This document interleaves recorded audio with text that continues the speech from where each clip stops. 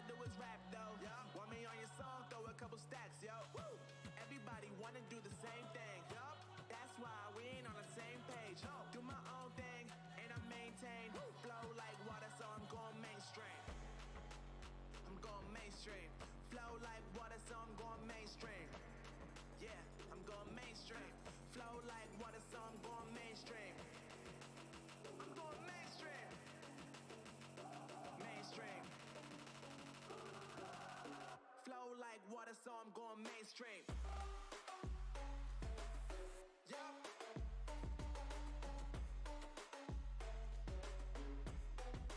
I'm going mainstream.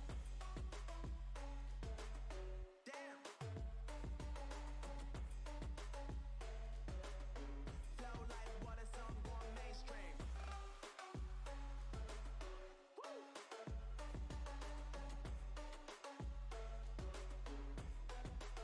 I'm going mainstream.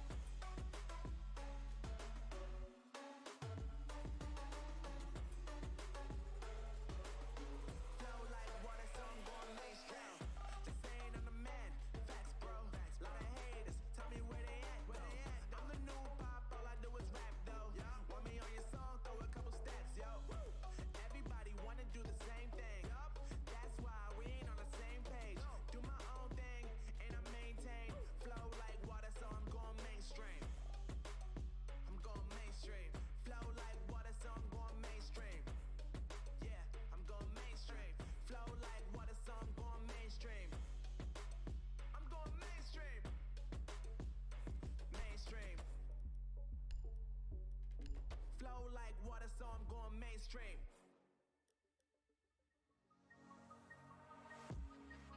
Flew up through the clouds at night, was born to fight. Mythical, so mystical, think what you like. You could be the sword, the shield, defender of the people down below. You know I fought for love. You know I fought for love. You know I fought for love. Be kind to those around you, don't be merciless. Remember me, for my name is Perseus. My name is Perseus. My name is Perseus. My name is Perseus. My name is Perseus. My name is Perseus. My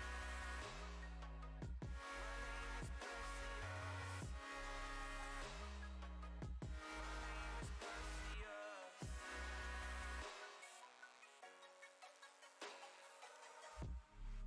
I don't want the throne that my father has. Fighting wicked beasts while they move so fast. You could be the sword, the shield, defender of the people down below. You know I fought for love. You know I fought for love. You know I fought for love. Have your friends beside you like my Pegasus. Remember me, for my name is Perseus. My name is Perseus.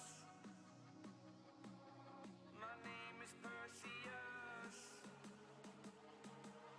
My name is Perseus. Perseus.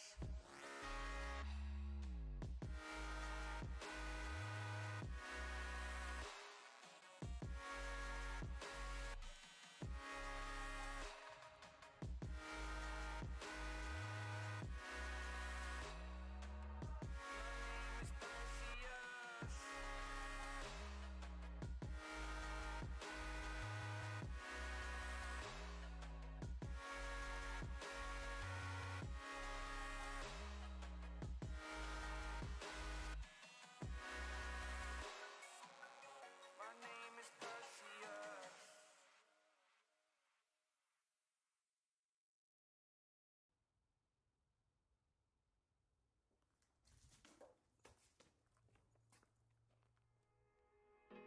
Let this be another knot to tie around my bed at night. I know I've lost the fight.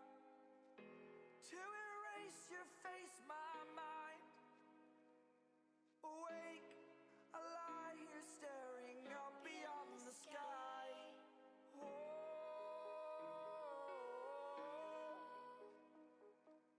Oh.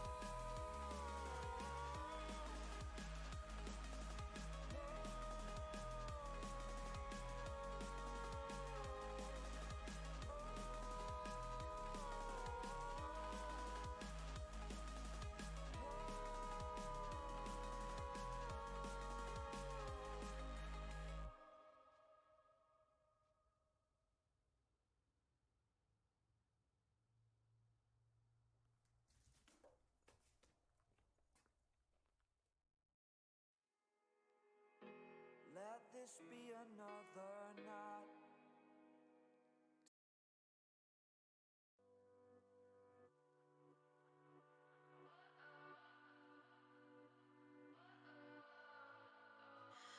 What does perfect even mean? Is there even such a thing? Ooh, can we switch up all the rules and imagine a utopia? Darling, I'm just so fed up with these expectations. They keep weighing me down. My heart is begging me to get the hell out of my head. I'm gone.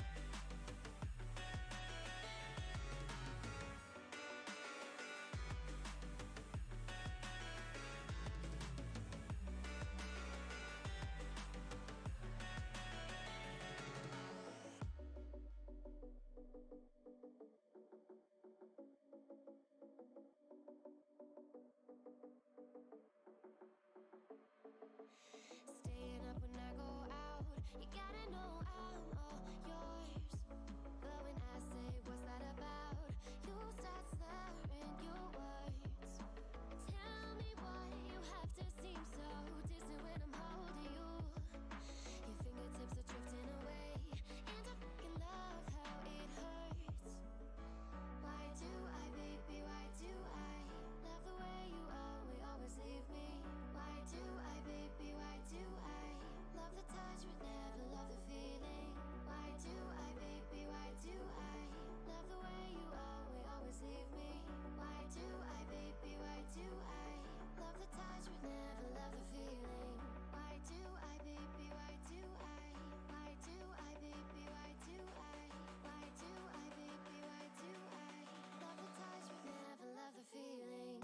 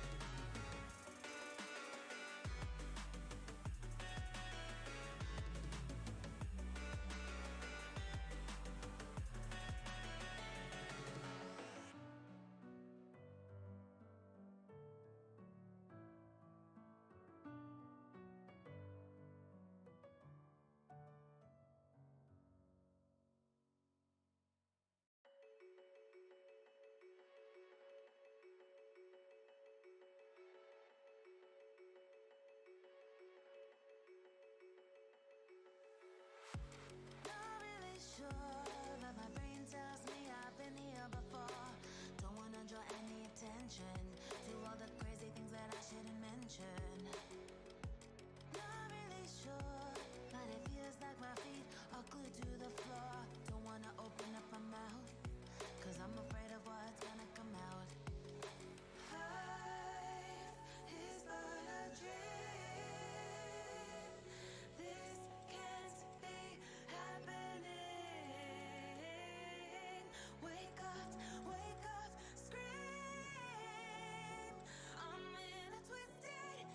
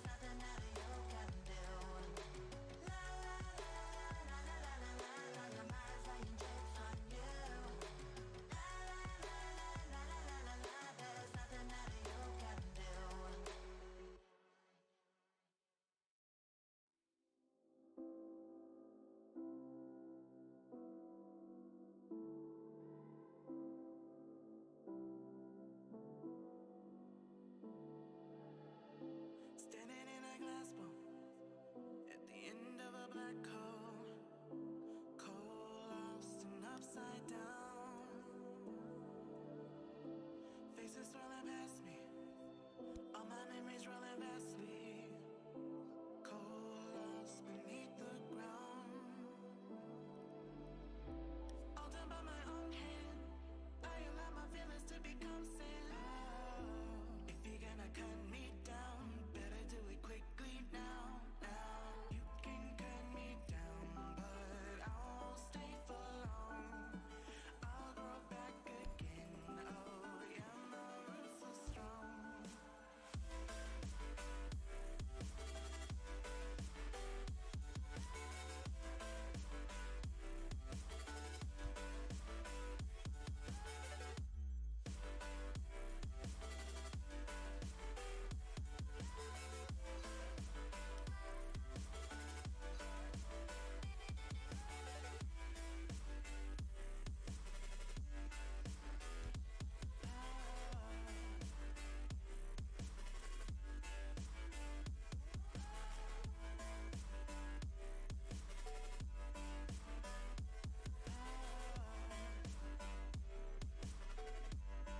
My roots are strong.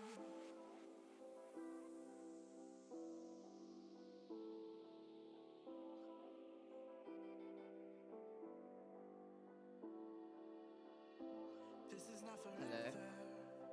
Folks All changing right. like the Share screen. weather. Share screen, and I can help. Cold wind and all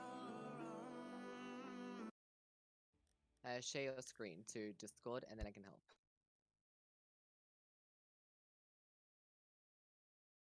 Okay. First, so yeah, are they playing Coastline? All right.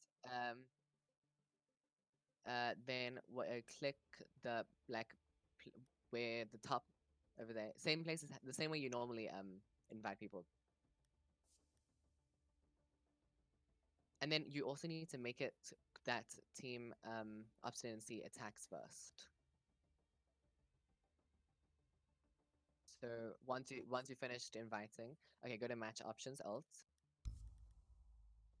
Go down. First team on attack during, it doesn't matter for that. Team starting matches attackers, just whichever side team Obstinacy is on, put that to their side. For now, keep it.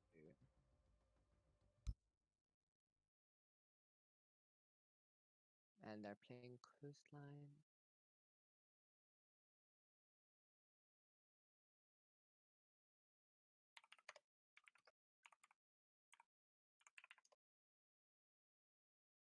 If you want, we can do it like properly put. Oh, we can. I can hear myself. Okay. Hello, everybody.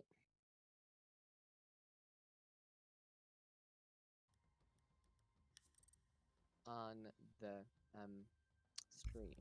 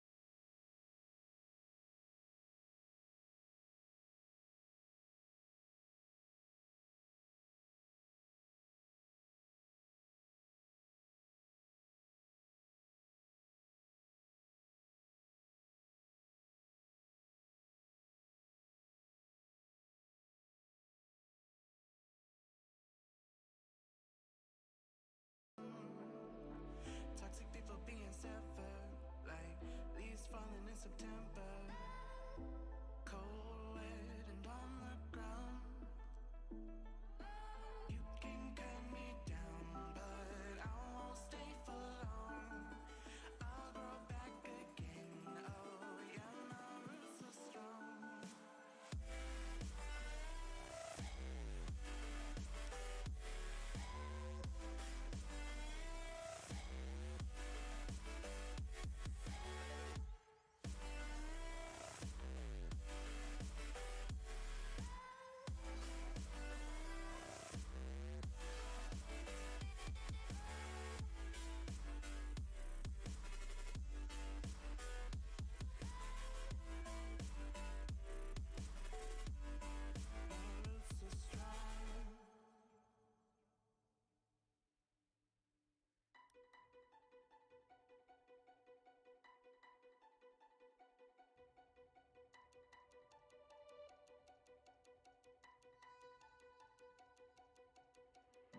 Yeah, we said we let it go, but we settled for the last. Couldn't let you want it though. Who am I to let you down? No. Who am I to let you down, down, down?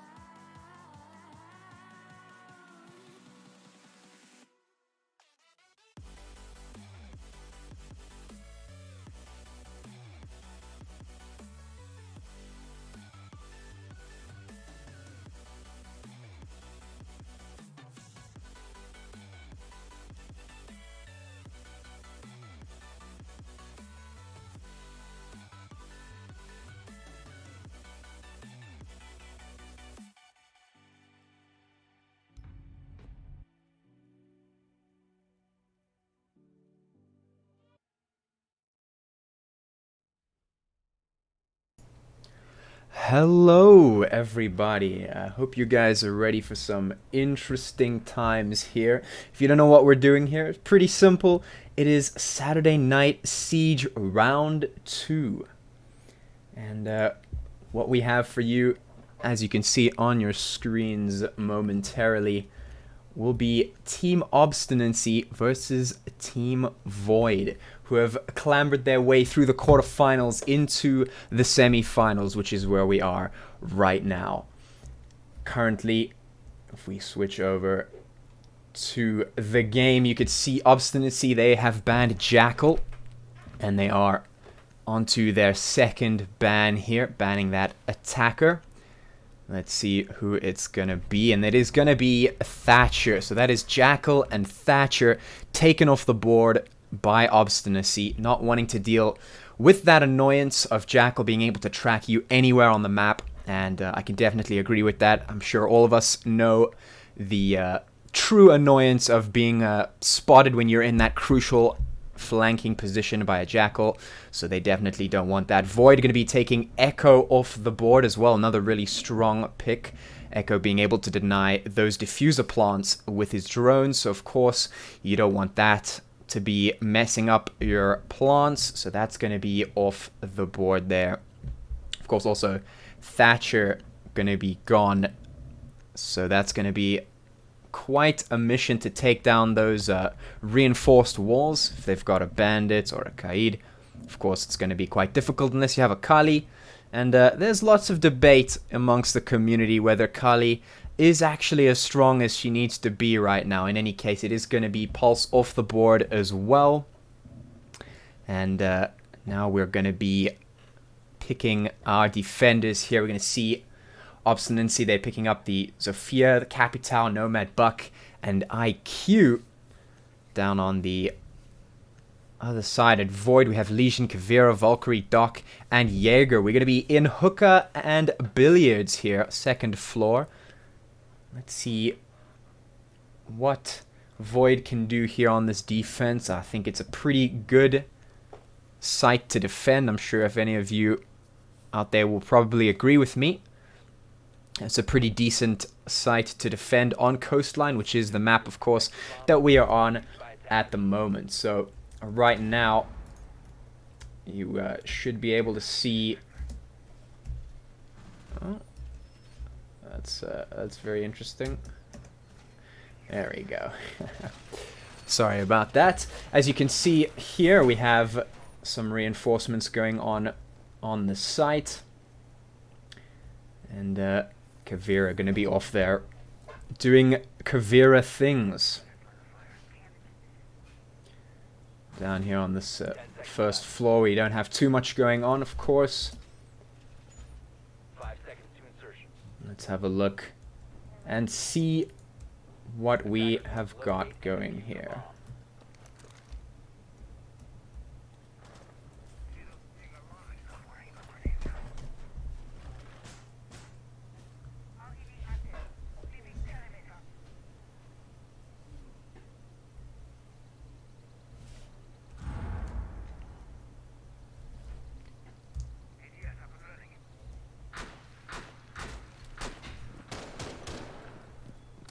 We are going to be seeing IQ going for a quick drone here, trying to check out what's going on within the building.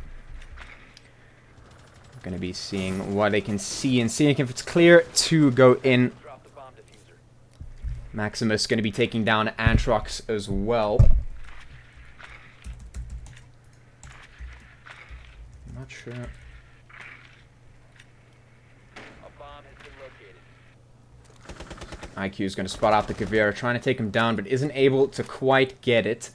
Should know that it is okay to get in here. Buck, teammate, is here to cover the entrance, and now they're going to have to drone out these positions here.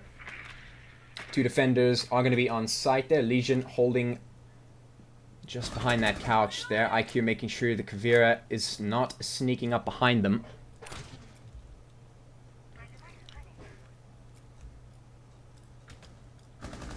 We're going to be seeing IQ take down Elite. That is the Legion out of the picture there. That's a strong part of the defense there gone.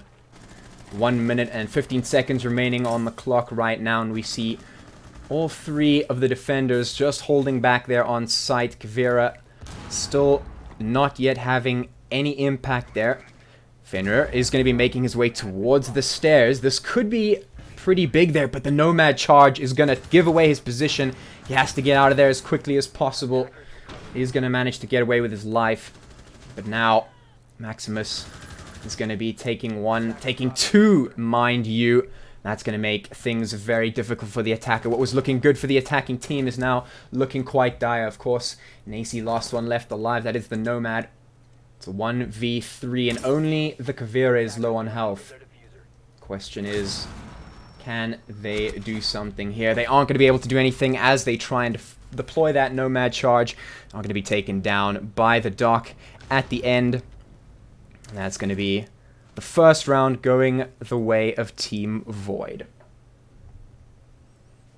And honestly, to me, it looked like Obstinacy. They had the tempo going for them, especially when they stopped the Kavira from flanking them from stairs. It was a really great, well-placed Nomad charge. But yeah, they took down they also took down the Legion, of course. But then it just really didn't go their way. They got traded out and couldn't make the rest happen. And of course, that's going to be the first round there for Void. We are going to see that 6th pick on Astra. Going to be taking that Doc once again. We see a similar setup here from both teams. Operators fairly consistent. Attackers need to locate and defuse bombs.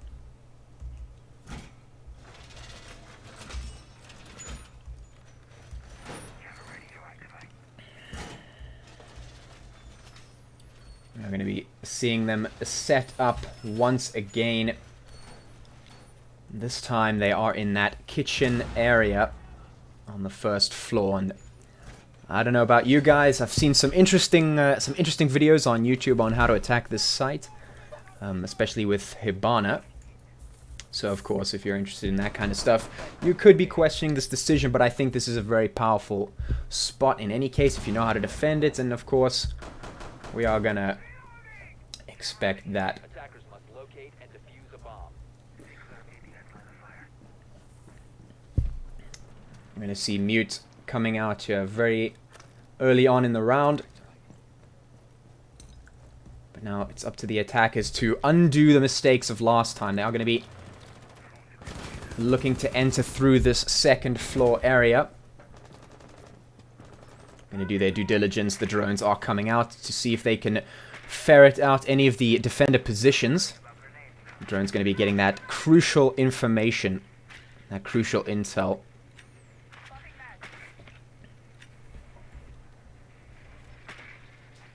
And drones out for pretty much everyone, and I don't think the Nomad actually spotted out that player down there by stairs. Capital is going to be prepping that Claymore. It could be pretty powerful. In the meantime, Patat is going to be taking down Fenrir there. So it is going to be a quick trade. IQ taken off the board, and so is Kavir. And that's a powerful Roma off the board. Maximus going to be taking down Patat eventually. More drones going to be trying to get those positions out. Druck's going to take down Maximus. Now it's on to Finka, trying to get something going here. It is a 3v3, so it is still even, but the attackers, they need to get something going now. They need to get some momentum if they are going to get themselves out and onto those sites. Finka going to be dropping down, checking onto that site. The drones come out once again, using the intel as best they can. Finka trying to get something going.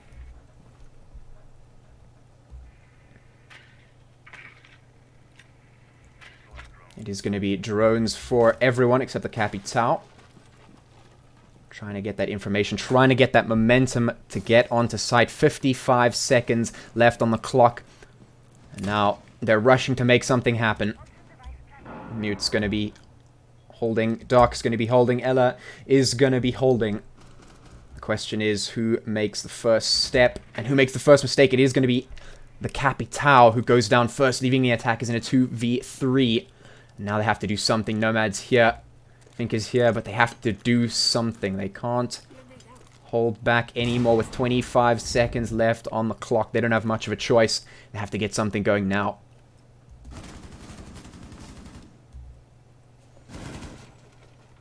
Site's going to be opened up. The time is slipping away. Finka is going to be trying to get in there. Almost spots the Doc and actually is able to take him down. Is able to take down two there. Capital getting the one. The bomb will be able to be diffused here. The diffuser is going to be planted. And now it's on to Ella. Let's see if they can do it. Spots up the one. There goes the Nomad. But it is traded out. Obstinacy is going to take the second round there. And that was way too close for comfort. They almost let that one slip away. But in the nick of time, the trade was there. I think it was able to get that one. And Obstinacy take that one by the skin of their teeth.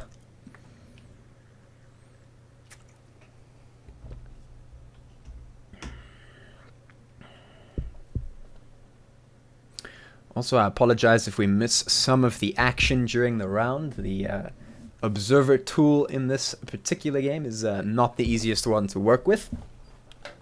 So I apologize for that. But I will do my best.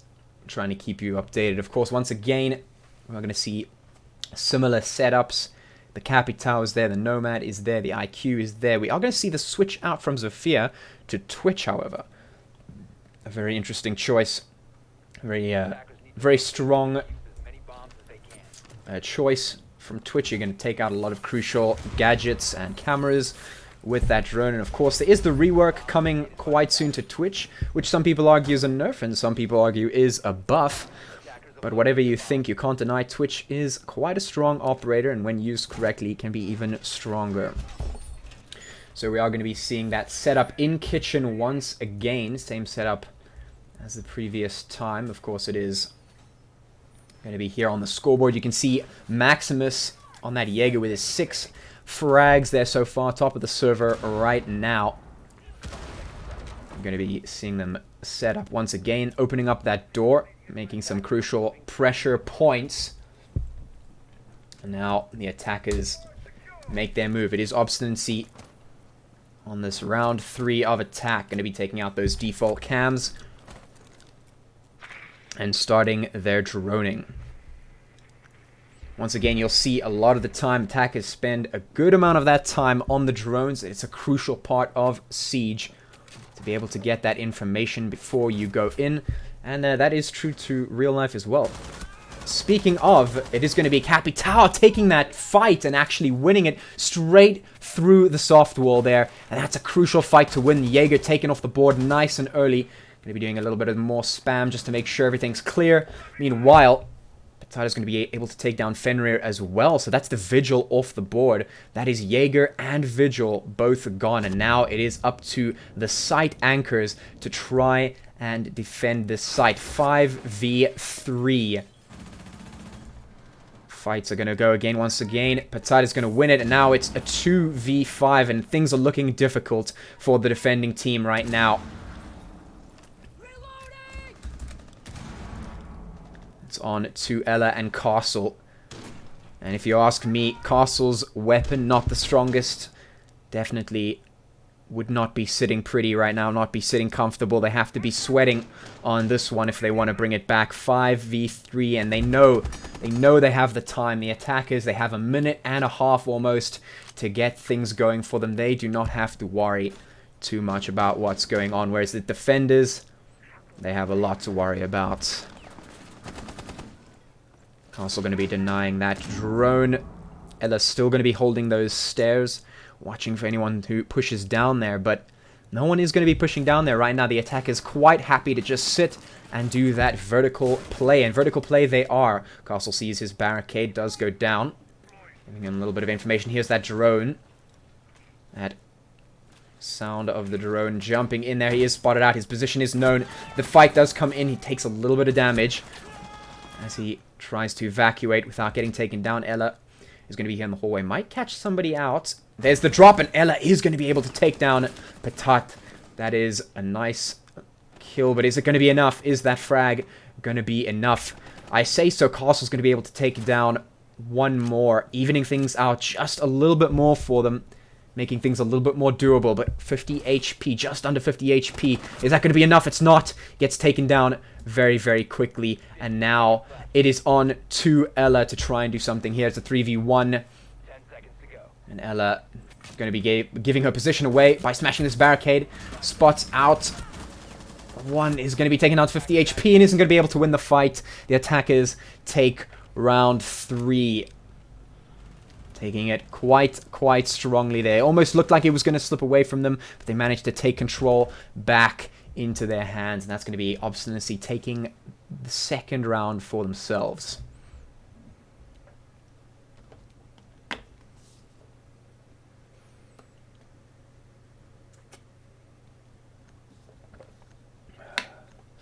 Once again, we're going to see a pretty similar setup here. No big deviations. We're going to see the IQ, the Buck, the Nomad, Capital, Twitch. And on the other side, we're going to see Legion, Ella, Valkyrie, Doc, and Jaeger.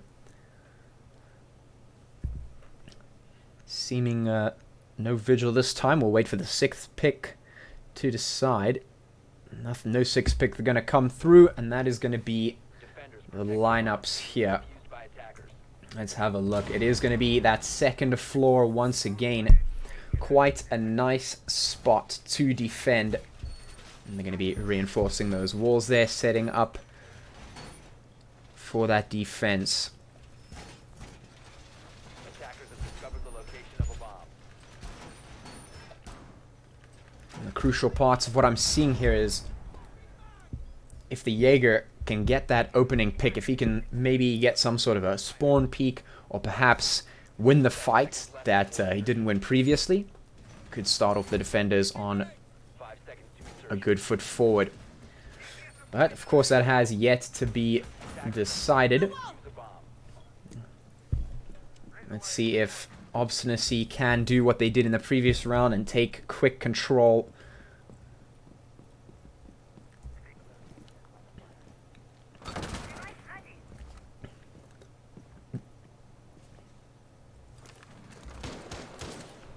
And now that we've seen Nomad pick up that drone, I do want to say a quick comment on droning in Rainbow Six. Definitely something that's underrated by a lot of players. A lot of people don't realize the power of droning. Speaking of the power of droning, Capital is going to spot out one.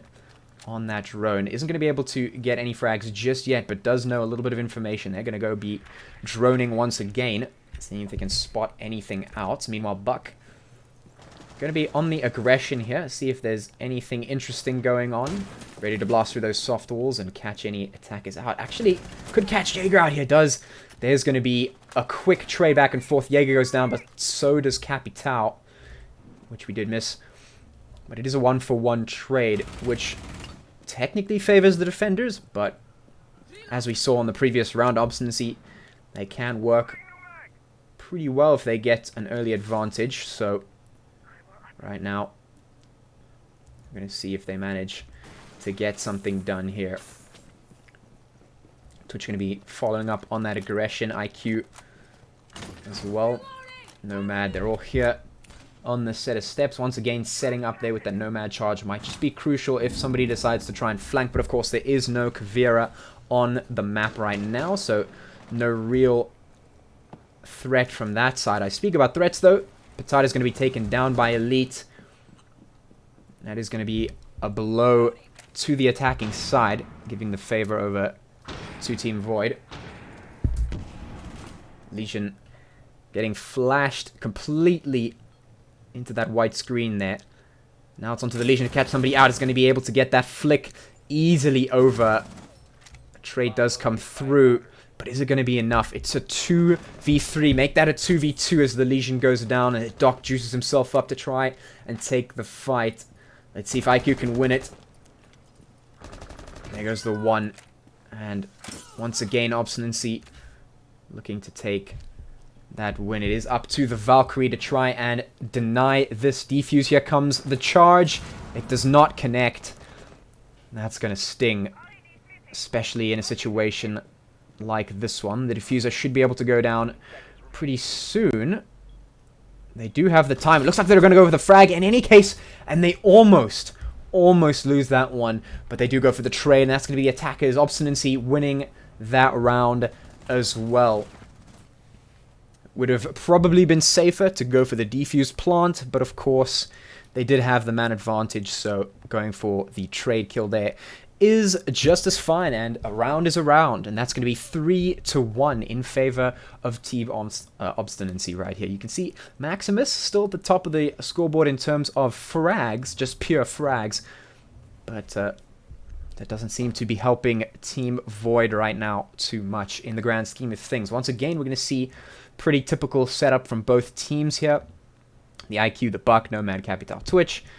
Standard setup from Obstinacy at this point, and on the other side, fairly standard setup, with only the difference being Maestro right now. And for those of you who play or have seen a Maestro in play, and I'm sure you guys know how powerful Maestro can be on just about any map. We are going to be defending the second floor here.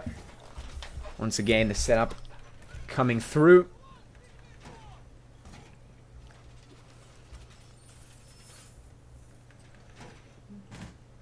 Barbed wire going up on the stairs to give those sound cues.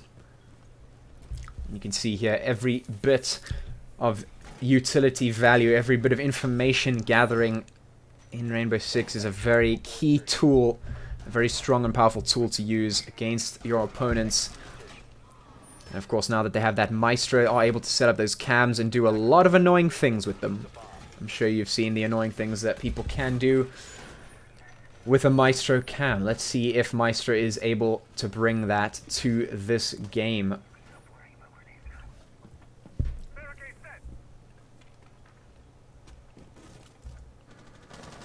Once again, the attack is going for a very direct approach here.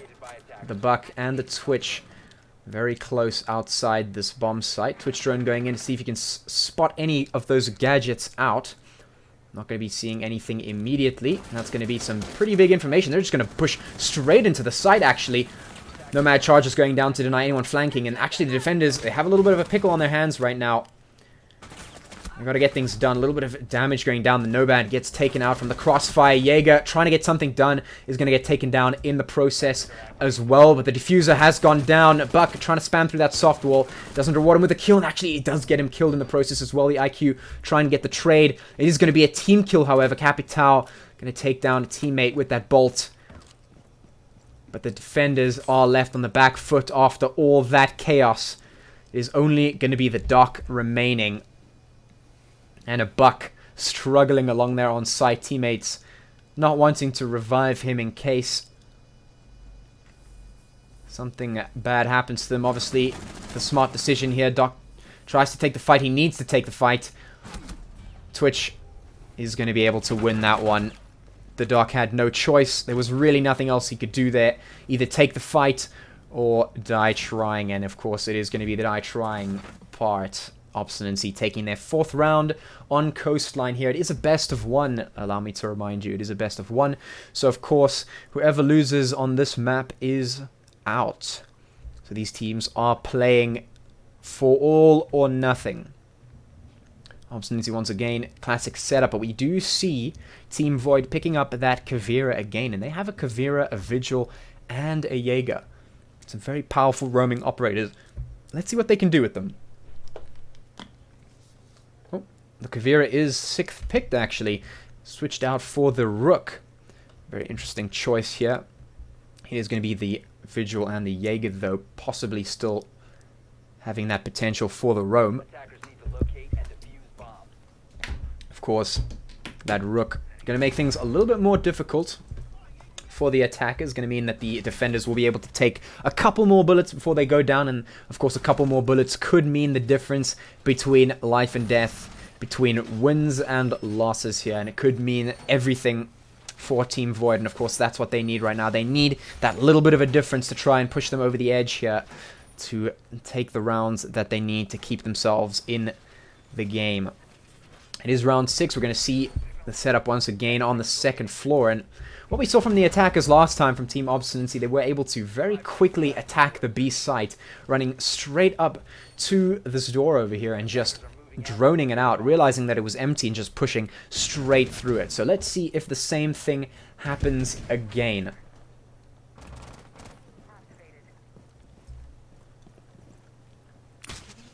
Nomad going to be setting up along that door. Might be planning something. Capital waiting for some sort of spawn peek. Vigil not going to be giving him any free frags here today.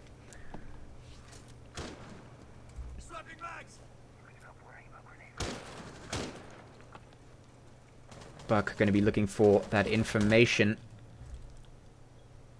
Maximus going to go down in the process. That's once again the Jaeger taken off the board. Quite a strong operator that you do not want to go down too early on. Can mean quite a big difference here.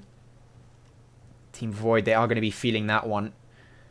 It's a 4v5, definitely still winnable, but of course now Obstinacy with that best foot forward, they can take things a little bit more slow. 1 minute and 50 seconds remaining on that timer there, and they're going to be taking their time to drone out as they should, doing their due diligence, taking out a couple gadgets along the way.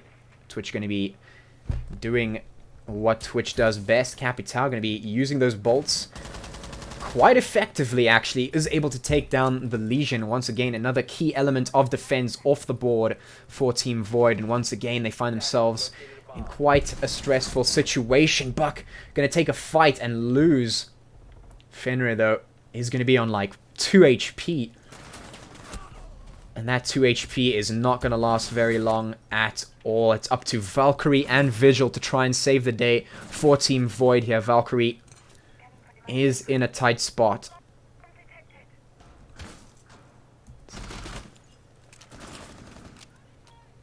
The attackers are got quite a good idea, decent idea of where the rest of the defenders are.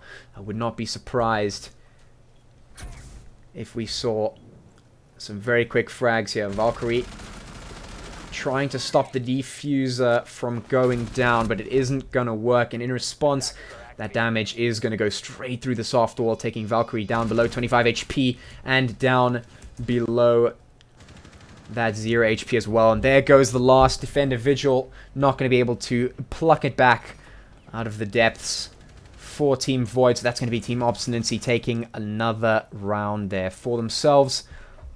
And so far, quite a clean play that we've seen from Team Obstinacy. Now, the real question is, can they keep it up on defense? Defense is arguably the stronger side to play on, you know, just in general, in terms of Rainbow Six Siege. But the question is, can they show the same strength that they did on the attack side? We're going to see an interesting setup here from Obstinacy. They have a Smoke, a Jaeger, Maestro, a Kaid, and a Doc. So, quite an interesting setup here. That Smoke probably going to be quite a crucial part of denying site entrance. On the other side, we do have a fairly similar setup as we saw Obstinacy use. We have IQ, we have the Capital. I think there was a Nomad in there as well. Attackers need to locate and defuse bombs. Sorry, that was a Gridlock. The IQ, Capital, Gridlock, Zofia, and the Sledge. Quite a lot of utility there. The Capital bolts obviously able to deny quite a lot, as well as the Gridlock gadgets, which can deny quite a bit of area. Of course, those Zofia charges also quite a lot of soft wall destructive power along with Sledge, so Location of a bomb.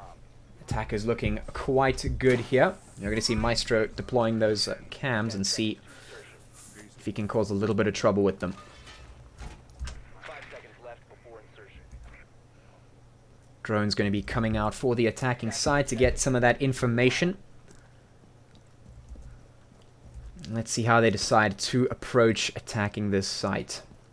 Team Void, they have a lot of work to do if they want to bring themselves back, so they're going to have to bring their A game right now on the attacking side if they want a chance to stay in this.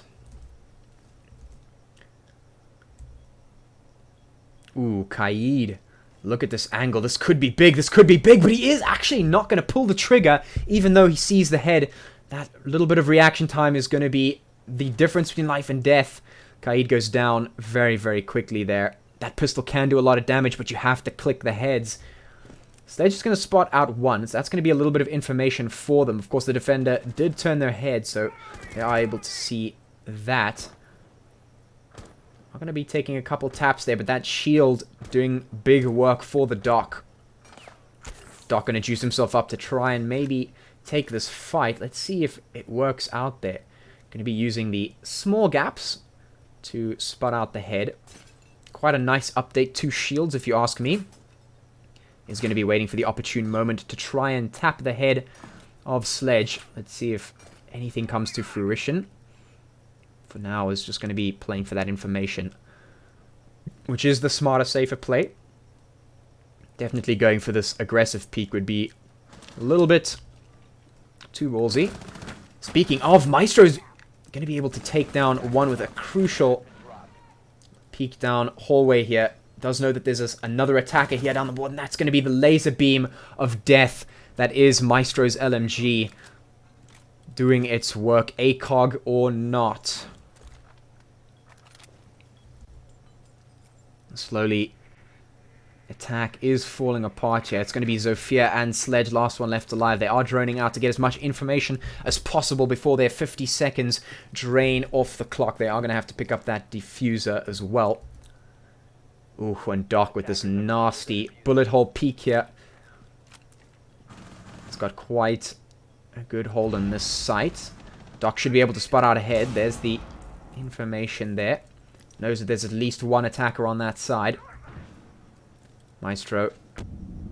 Laser beam of death. Not going to do too well against those disorienting Zofia charges. Is going to fall back a little bit more passively. Sledge not able to get the work done, and 15 seconds left. They have to pull the trigger right now, or they're going to find themselves out of luck, and those smoke charges going to deny so much time. It's just not possible, and that's going to be another round for Obstinacy. Obstinacy playing so cleanly, so well, and of course, they're going to be able to take that round, and that was just really unfortunate for Team Void there. They weren't able to pull the trigger quick enough. They weren't able to get the foothold that they needed, and by the time they tried to get things going, those smoke charges, they came in and just denied everything, wasted so much time, and really that's what a lot of rounds will come down to in Rainbow Six, just playing for that time. If you can waste as much time as possible as a defender, you can essentially just win the game off of time. As an attacker, you really need to know when to pull that trigger, and it's a very difficult position to be in, especially when you're on the back foot. Are going to be seeing a similar setup. No smoke this time, though. It's going to be a mute instead. Attackers need to locate and defuse bombs. We are going to see a nice kitchen setup here. The first time that Obstinacy are going to be setting up here in the kitchen. Let's see if they defend it similarly or differently as Team Void. I'm going to be seeing those reinforcements come up. A nice strong wall going all the way along this line here. Those mute jammers going to be going up to stop any Hibana charges or thermite charges that might come through. Of course, the attackers, they don't have any of those charges. They only have IQ, Gridlock, Capital, Zafir, and Sledge. So they're looking for a little bit more utility value as last time. Let's see if they can use it. Heading out to defuse a bomb. And let's see if they can use it within a good amount of time. That will be the crux of the matter.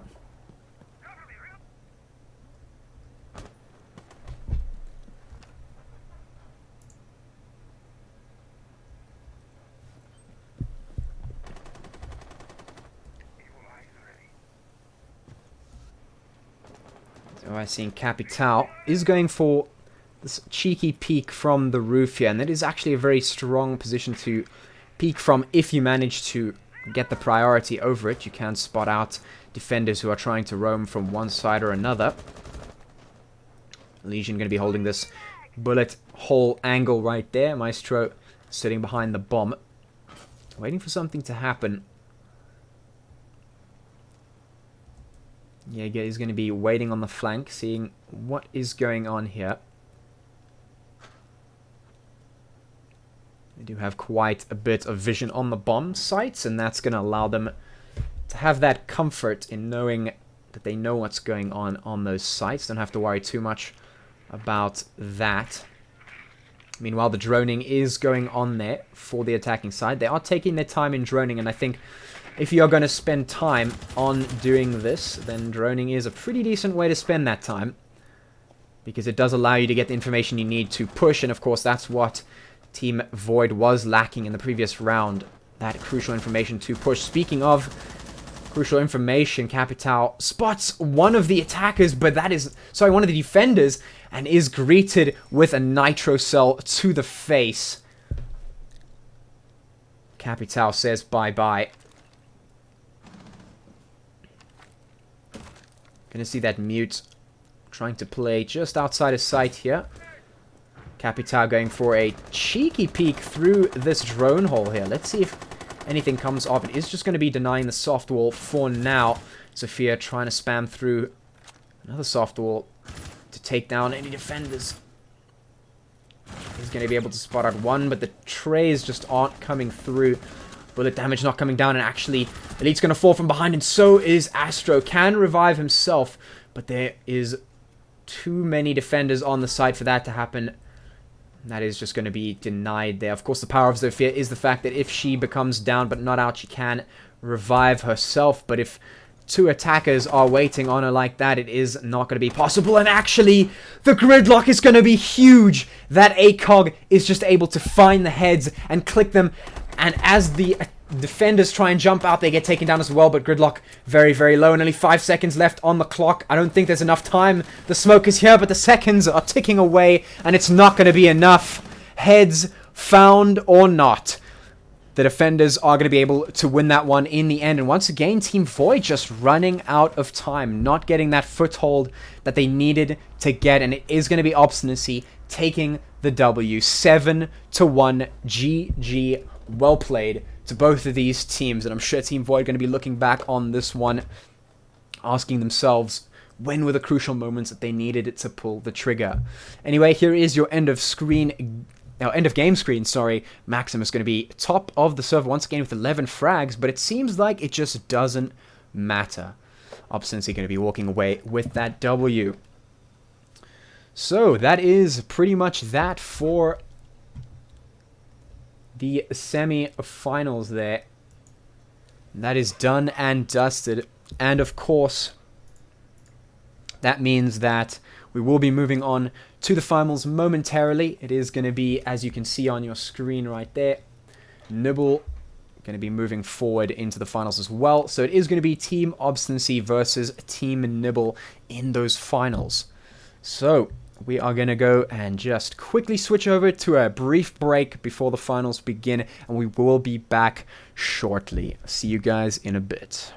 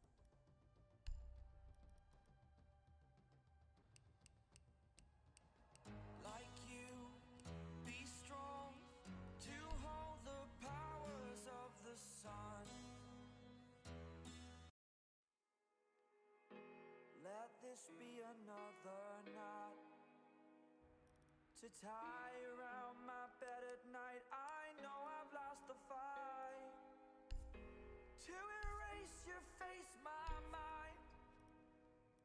Awake, I lie here staring up beyond the sky.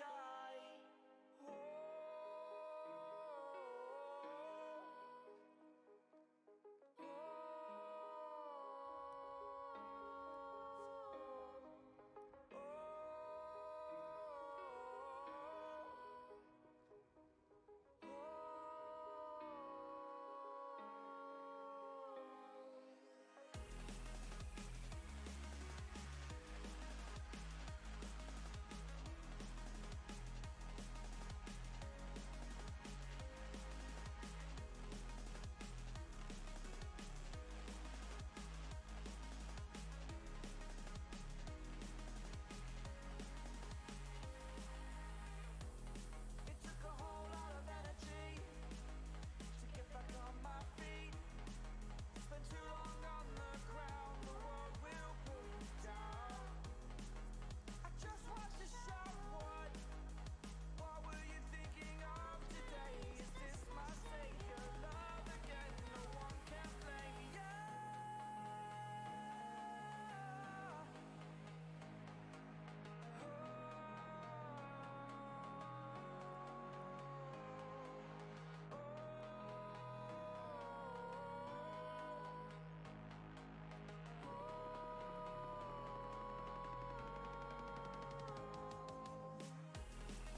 No one can blame you. No one can blame you. No one can blame you. You're my savior. No one can blame you. You're my savior.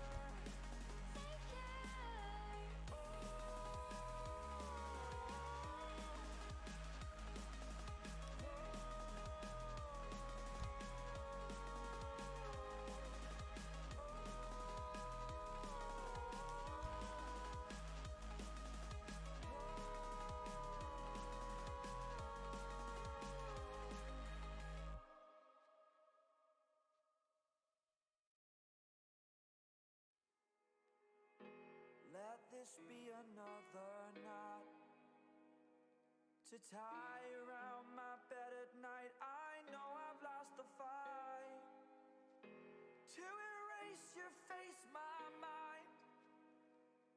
Awake, I lie here staring up beyond the sky.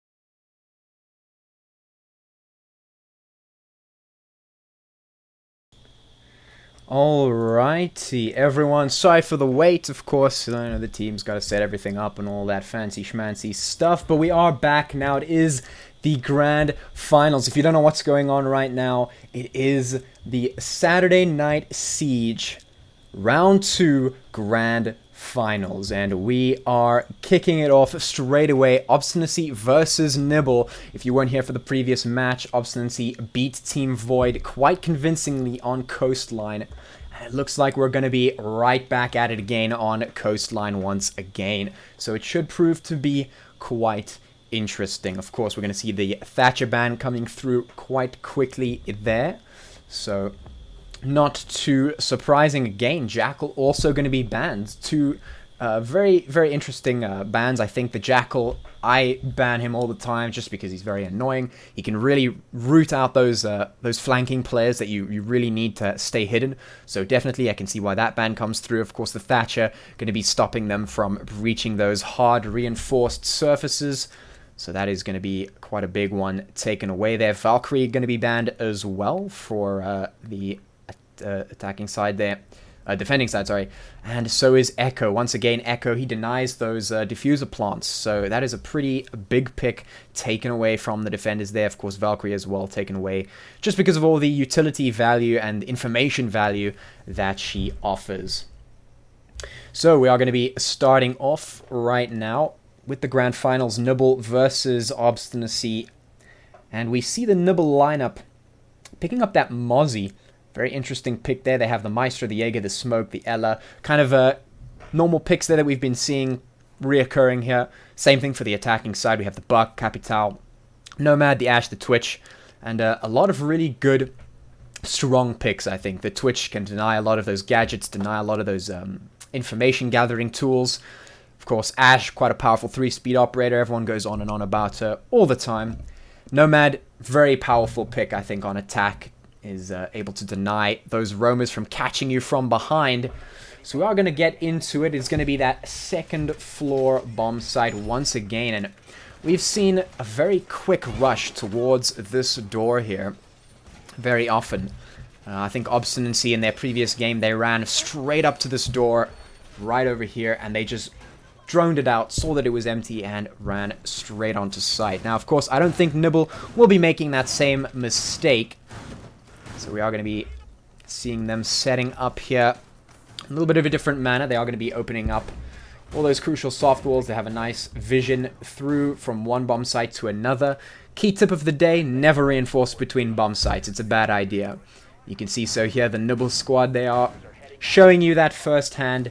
Don't do it, lads. It's a bad idea. You need that vision. You need the ability to just kind of peek, take out the attackers wherever they go. Now let's have a look here and see what we can see.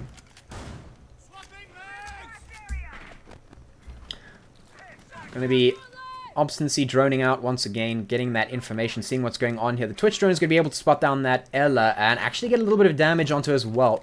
That might be helpful when going for the pick. And let's see if the Ash can do it. Ash is able to take down the Ella. That's a big one taken away. I'm not sure if Ella used all her Grismot mines, so that might be a little bit of utility value denied there for the defense side. And Nibble, they find themselves one man down. Obstinacy, best foot forward, and a nice start to the first round here on Coastline. Buck does take a little bit of damage, though, in the back and forth trades. Ash is going to go down as well. Let's see if there can be any hope for a refrag here. Capital not going to be given the chance. Capital actually just takes the rush in, runs straight through that reinforcement. There is going to be supported by the team. Capital, of course, those bolts can do so much value for the attacking side. Can deny a lot of entrance to the site. Is going to be Nomad walking forward, clearing things out. Does pre-fire a couple of angles. Doesn't come to any fruition, though, but a lot of information, a lot of ground gained as well. Going to be getting all that valuable stuff. Nomad charge goes down again. That's kind of a standard setup so far that we've seen time after time here. That Nomad charge does go down there to deny any hope of of roamers there. We are going to see Obstinacy take down another player. That's Mozzie gone. No control over any of those captured drones. Defense side going to be down 2 players right now. And Smoke actually spots out a drone, but doesn't spot out a player until it's too late. And Nibble going to find themselves down another player. And the smoke's so low that it's going to be very difficult to defend. There's 30 seconds left on the clock, and I'm sure Obstinacy have this one in the bag. They just need to, even playing for refrags right now, if they just trade kill for kill, they will come out on top. It is a 2v4, and they are gaining that ground. They are going to be able to get on here, plant that diffuser. 15 seconds left. Diffuser should be able to go down here. I'm not sure what the hold is. Actually, the Maestro Cam is going to be doing quite a bit of work there. Finally is going to be taken down, but the trades are going back and forth. DNBO for Capitao. And this should be the end of Capitao's life as soon as Maestro gets this peak. But can they hold the rest of the site down? It's a 1v2, but the attackers are so low. And Maestro has more than 50% HP. This is very, very doable for Nibble right now. And especially with this laser beam of death that is Maestro's LMG. And especially since Capitao is down there, they have eyes on the diffuser. Now it's all onto this. Actually, he's going to just stick the defuse. Let's see if it goes through. 4 seconds. It's going to be baiting it up. There goes the laser beam of death. Takes down 1. Is it enough, though? There's no much time remaining. And he is finally going to be taken down by the attackers. That was far too close for comfort. But the Buck is going to be able to get it in the end. Patience paying off there. And there wasn't much more the Maestro could do. Very, very close there for Nibble. Almost had that one. Almost able to clutch it out. But it isn't gonna happen. So that is going to be round 1 for Obstinacy, and they are going to be putting their best foot forward going into this best of 3 grand finals. Saturday Night Siege. Are you not entertained? We are going to be see another kind of similar setup coming out from both teams here. Buck, Capitao, Nomad, Ash, Twitch. Very standard. We've seen this pretty much all night for the attacking side. And of course, on the other side, we have the Mozzie, the Maestro, Jaeger, Smoke. And let's see if the Maestro can maybe pull off some interesting things like they did just now. Is going to be that second floor bomb site once again. I'm going to see a similar setup. Maestro Cam does go down onto that reinforced wall there. But they should open up the rest of this soft wall pretty soon. They do reinforce the wall going outside into the square. Of course, you want to keep that reinforced at all times. They're going to reinforce the hatch as well, and that's not too much of an issue. I suspect that we will see less reinforcement of hatches. Let's get a better view of that one. That hatch right there, I think we'll see a lot less reinforcing of those hatches once the new Operator Oryx comes out. I'm pretty hyped for that. That's going to be very interesting to see. But let's move on from that for now. Let's have a look at what the attackers decide to do this time. Obviously, they won the previous round, but it was very, very close, and maybe a little too close for comfort. I think I was just sweating a little bit too much there, waiting for something to go wrong. Obviously, Nibble almost was able to clutch that one out. So let's see if something similar happens once again. Droning going to start out as usual, going to help get that information on where the attackers can take ground. Of course, that is pretty much how you have to play the attacking side in Rainbow Six. Got to get that information. Where can you push? What ground can you take? What sites are open? And Nomad is going to be able to spot out the Ela playing in pretty much the same position as the previous round. It didn't go so well for them last time, but this time the Jaeger is able to take down 2 Nomad and Ash. Instantly taken off the board, and with 2 minutes remaining, that's going to be a huge issue for the attacking side. That's a lot of utility denied by Nibble, and specifically by Leventis, able to take very, very quick control of the round. Defenders with that advantage. Now they have a man advantage. It is a 5v3 in favor of Nibble. Now they have to play slowly. They do not need to do anything crazy now. They've gotten those 2 frags pretty much for free. 0 recourse, no refrags, no ground gained. And so they can pretty much sit back here and do basically nothing until the attackers decide. Everything is in the attackers' ball court right now. Obstinacy, they have to do something. Of course, we saw in the previous game, in the semi-finals, that Obstinacy don't really have too much of a problem pulling the trigger, and I say that, and there is the first trigger pull. It is by Capital, going to be taking down the Maestro, and that means no Maestro cams are going to be zapping away this time around. Droning going to be starting once again. Twitch is right here towards the site. He's going to be taking the ground, and actually, here's a gunfight going to be coming, and it is the Mozzie who loses that one. The Twitch is going to be there, going to be knowledgeable, and going to get that diffuser down, but the smoke charge actually going to come out and save the day. There goes Twitch. The diffuser goes down, and now things evened out by Nibble. It's going to be a 2v2 here. But Obstinacy, they are making moves.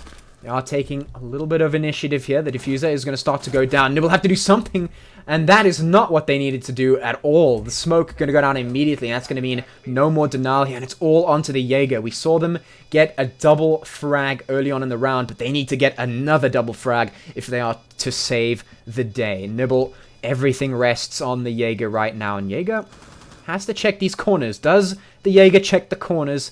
Let's have a look. He's going to spot out, but it isn't enough. The sound cue is not enough, and Leventis is going to go down.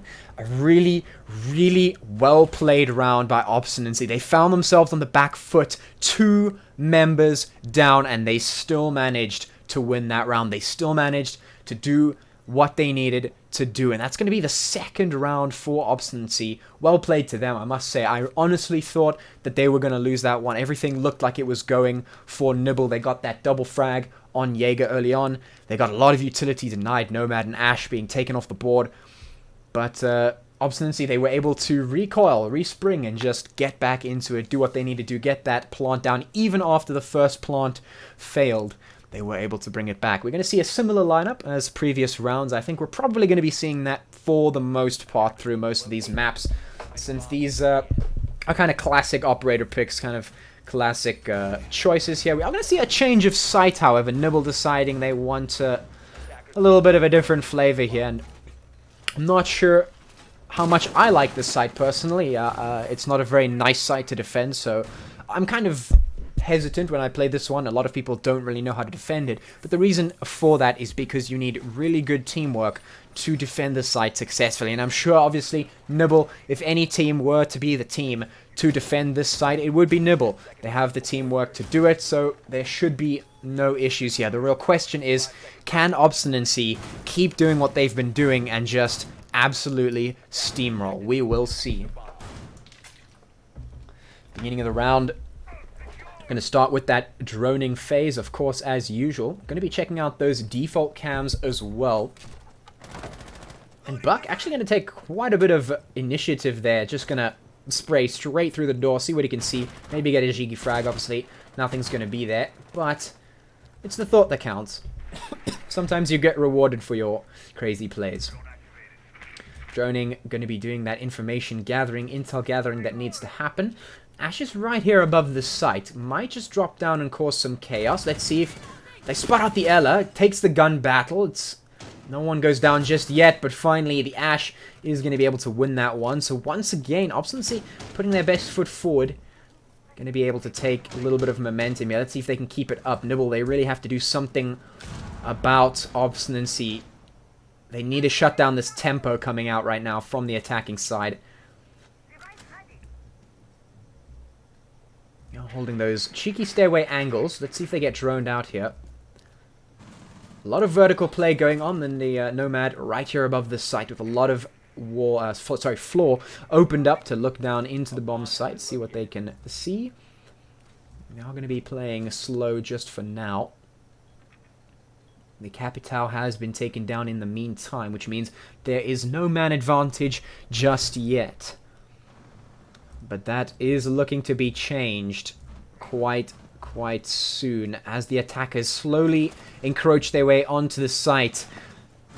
It is going to be an attempt to trade. Mozzie not looking in the right direction, but it doesn't matter because the Nomad is having a really hard time taking them down. Mozzie on quite low HP, but Nomad just not able to find the damage and sprays through this floor to try and finish him off, but it's just not going to connect, and that's got to be devastating. You need to get those frags to do something, and that not being able to convert those frags is dealing so much damage right now. The trades, they are going back and forth, and the attackers, they've been forced to recalibrate, recalculate, and reassess the situation. It's a 2v2. Anything could happen. Jaeger and Maestro are the only two ones left on the board. The drones come out once again to see if any information, any intel can be gathered here. And it really all comes down to the fact that Mozzie was able to stay alive for as long as he was. That Mozzie needed to be taken off the board as soon as the Nomads spotted him out. There's the Maestro cam doing a little bit of damage. He's going to gain the intel they need to gain, but the seconds are ticking, ticking, ticking. Nomad needs to take this fight. There's no way they can plant the diffuser, but it doesn't matter. Diffuser or not, they are going to be able to take the trades. We can see the Buck here just coming to support the teammates. A little bit of a bait and switch going on here. Nomad doing the distract and Buck doing the rest. So Obstinacy really, really doing quite well here. Playing the map, playing slow when they need to, playing fast when they need to, and when things get heated, they just jump out, they reassess, and they play. Really good stuff out here from Obstinacy so far. I'm really, really impressed with what they've been able to do. Let's see if they can keep it up. I'm very curious to see how the round switch will go, but we're not there just yet, so we will have to bear with a couple more rounds of this. That being said, though, we will have same setup as previously. We see the Mozzie, the Maestro, the Jaeger, all that good stuff. My question, and what I really want to see, is I want to see Obstinacy getting the earlier frags, because I think if Nomad had taken down the Mozzie earlier, we might have seen an even quicker pace setting from Obstinacy, and they may have taken site even quicker and won the round even more cleanly. So if they work on hitting those crucial picks quicker, perhaps they will have an easier time at winning. But of course, who am I to say what they should do and shouldn't do? Whatever they're doing, it seems to be working quite well. And Nibble, they have opted to try once again with the second floor site here. Are deciding to take the second floor rooms, as you can see here. Same kind of similar setup as we have seen in the previous rounds. The barbed wire, etc. The real question is, do they fall in the same way?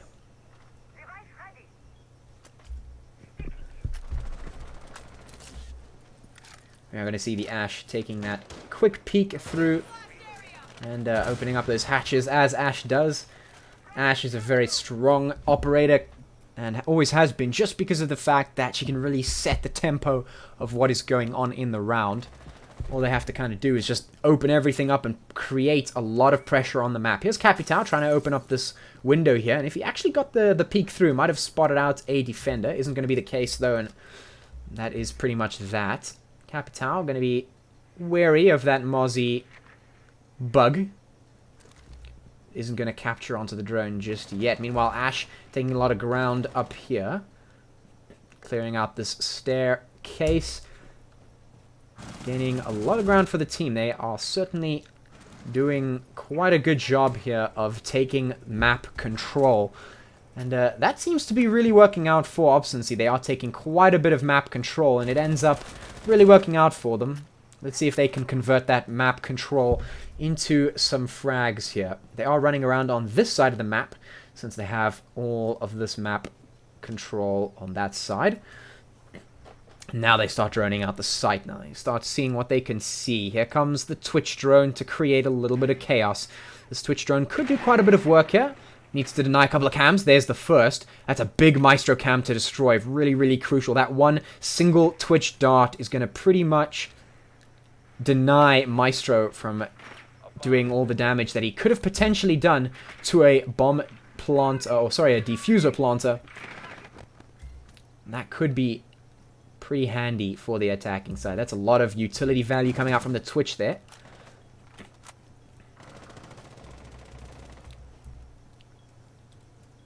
We are going to see slow hold right here. Ooh. Smoke looking for those feet. Almost spots them out. Isn't going to happen though. But there goes the smoke. Just to deny anyone from trying to very quickly push through. Here comes the DMR though. Smoke is going to peek that one. To try and see if anyone's trying to push in there. There goes the smoke. Meanwhile, the Maestro, going to be doing quite a lot of work. That laser beam of death is able to do a lot of work. There goes the second. You can't challenge that laser beam of death. You need some sort of workaround. The smoke charges and the Maestro LMG are going to be doing the work to deny any entry into the site. They finally get in, and there comes the diffuser plant. It's going down, but the shotgun is going to fail. Only gets one frag, which is immediately traded out. Pancake is actually going to get a team kill, but it doesn't matter because Nibble managed to win that one. Obstinacy finally going down. After 3 rounds, they finally get bested from a really well-played site defense, a really solid anchoring from Maestro and Smoke, denying entrance into that site, playing for the time, pushing the attackers to be very, very pressured to get that diffuser down, and you saw that created quite a bit of chaos and allowed for the defenders to trade out and win that successfully. So it is 3-1, still in favor of Obstinacy, but Nibble, they've got their foot in the door. They can bring this one back. I have no doubt that we will see them do something interesting very, very soon. We are going to see the same setup once again in this first floor defense here in Cocktail Lounge. Didn't really work out for them the first time, but the same can be said about the second floor site, which they have now successfully defended. So I could just eat my words here. Nibble could win this one as well. Let's see. Pretty similar setup as we saw last time, but perhaps they have learnt from their past mistakes and are ready to bring this one back. 10 seconds to go. So of course, drone's going to be coming out, standard stuff here. Setup going to be right across the map here. We actually see the Maestro popping a little bit of control here towards the kitchen side. And I kind of like that. I like when the defense team takes a lot of map control. You'll see that a lot of the defense wins come from the fact that the defense team can actually take a lot of map control early on, forcing the attackers to spend a lot of time droning and clearing out areas. And that's what I want to see more from the Nibble side. I want to see them taking a lot more map control early on and really forcing the attackers to waste a lot of time and a lot of utility and a lot of gadgets trying to take the side control. Because right now we've seen Obstinacy, they take side control very quickly and very easily. They kind of just go in, they take the site, and once they have control, they can really start to play the map and play with the time that they have. So I want to see some of that denied, because that's a lot of what their win condition is right now. So once again, we see the site droning, pretty common so far for this early on in the round. We've got 2 minutes remaining. Attackers are going to be rushing in, taking control of this side of the map once again. Seems to be a standard setup. There goes the Nomad charge to deny any flankers. If the Nomad peeks this one again, she might just spot out an enemy. But the question is, can they spot out the enemy and take them down? Last time we saw Nomad struggling a little bit to take down the enemies. There's the Maestro cam. That's going to be pretty big for information gathering.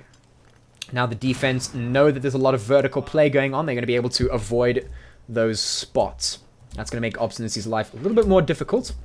Here's the Twitch drone, going to get taken down very quickly, and that's a lot of util value taken away from the attacking side here. Twitch going to be planting that Claymore. Make sure nobody pushes. Here comes the second Twitch drone to see if anything comes of it.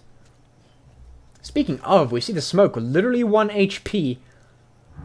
Things could not be more shaky right now. Smoke really, really needs to play very, very passively. Still has quite a couple of smoke charges. Well, make that 2 smoke charges and now none since Ash has successfully taken them down. The trades do come out though, so it is going to be Nibble with the man advantage at the moment. Attackers are going to take control of this portion of the site here. They are going to enter, and there comes the head. Capital just going to spot out Pancake, take him down immediately. And that's going to be big. Now Obstinacy know they can pull the trigger. They can get onto the site. They can plant the diffuser. Capital utility coming down, making sure they can't enter through any of the traditional site spots. Now the diffuser can go down, and now it's all onto Maestro and Jaeger. Jaeger pretty much no HP, so it's down to the Maestro once again. Pre-firing coming out, but it's not going to be enough. And the Jaeger, with such little health remaining, it looks almost impossible. He's going to be above the site, but what does it matter when a breath of air could take you down? I say that Levent is able to take down one at least, but immediately gets taken down by a nice patient play from the Twitch. Obstinacy are going to be taking the 4th round on their point sheet right there. That's going to be round 5 done and dusted. As we move on to round 6, one more round until team switch. Can Nibble take at least one more on the defense side? Because so far it seems that they are getting dismantled piece by piece with just a couple of bad trades or just being caught out by the attacking side. They need one more, I think, and they'll be in a good spot. If Nibble can get one more round, I think they'll be in a much better position. Obviously, 4-2 is not the ideal spot you want to be in, but it is better than 1-5. That being said, Legion going to be the 6th pick for Nibble, swapping out instead of Mozzie. And I think this is probably a good idea considering how quickly the tempo control comes out for Obstinacy. I think that the value that Legion offers over the Mozzie is a lot better in this situation. The Mozzie, sure, can grab some of those drones, can get a little bit of utility value, but I think Obstinacy, they know how to use their drones well enough that they either get the value out of them or the drones are dead. So you're not really going to be stealing the drones out, so you're not going to be getting the full utility value out of Mozzie that you could be getting. So instead, they've switched it out for a Legion who can deny those quick rushes. Legion just pops down his goo mines on, crucial staircases, crucial entrances, and will be able to stop people trying to rush in like an Ash or perhaps a Nomad trying to come through, Capital. Whatever the case may be, I think it's definitely a good switch out for Nibble, and this might just might be the thing they needed. Obviously, they are on this side of the map this time around, so 2nd floor, but on the other side. Let's see if this site works out better for them. Obstinacy going to be, once again, taking their classical tempo control here. Going to be droning out as one does, getting that information, seeing what's going on here. Information should come out pretty quickly for them as to where the defenders are sitting. And sitting they are, right on top of site.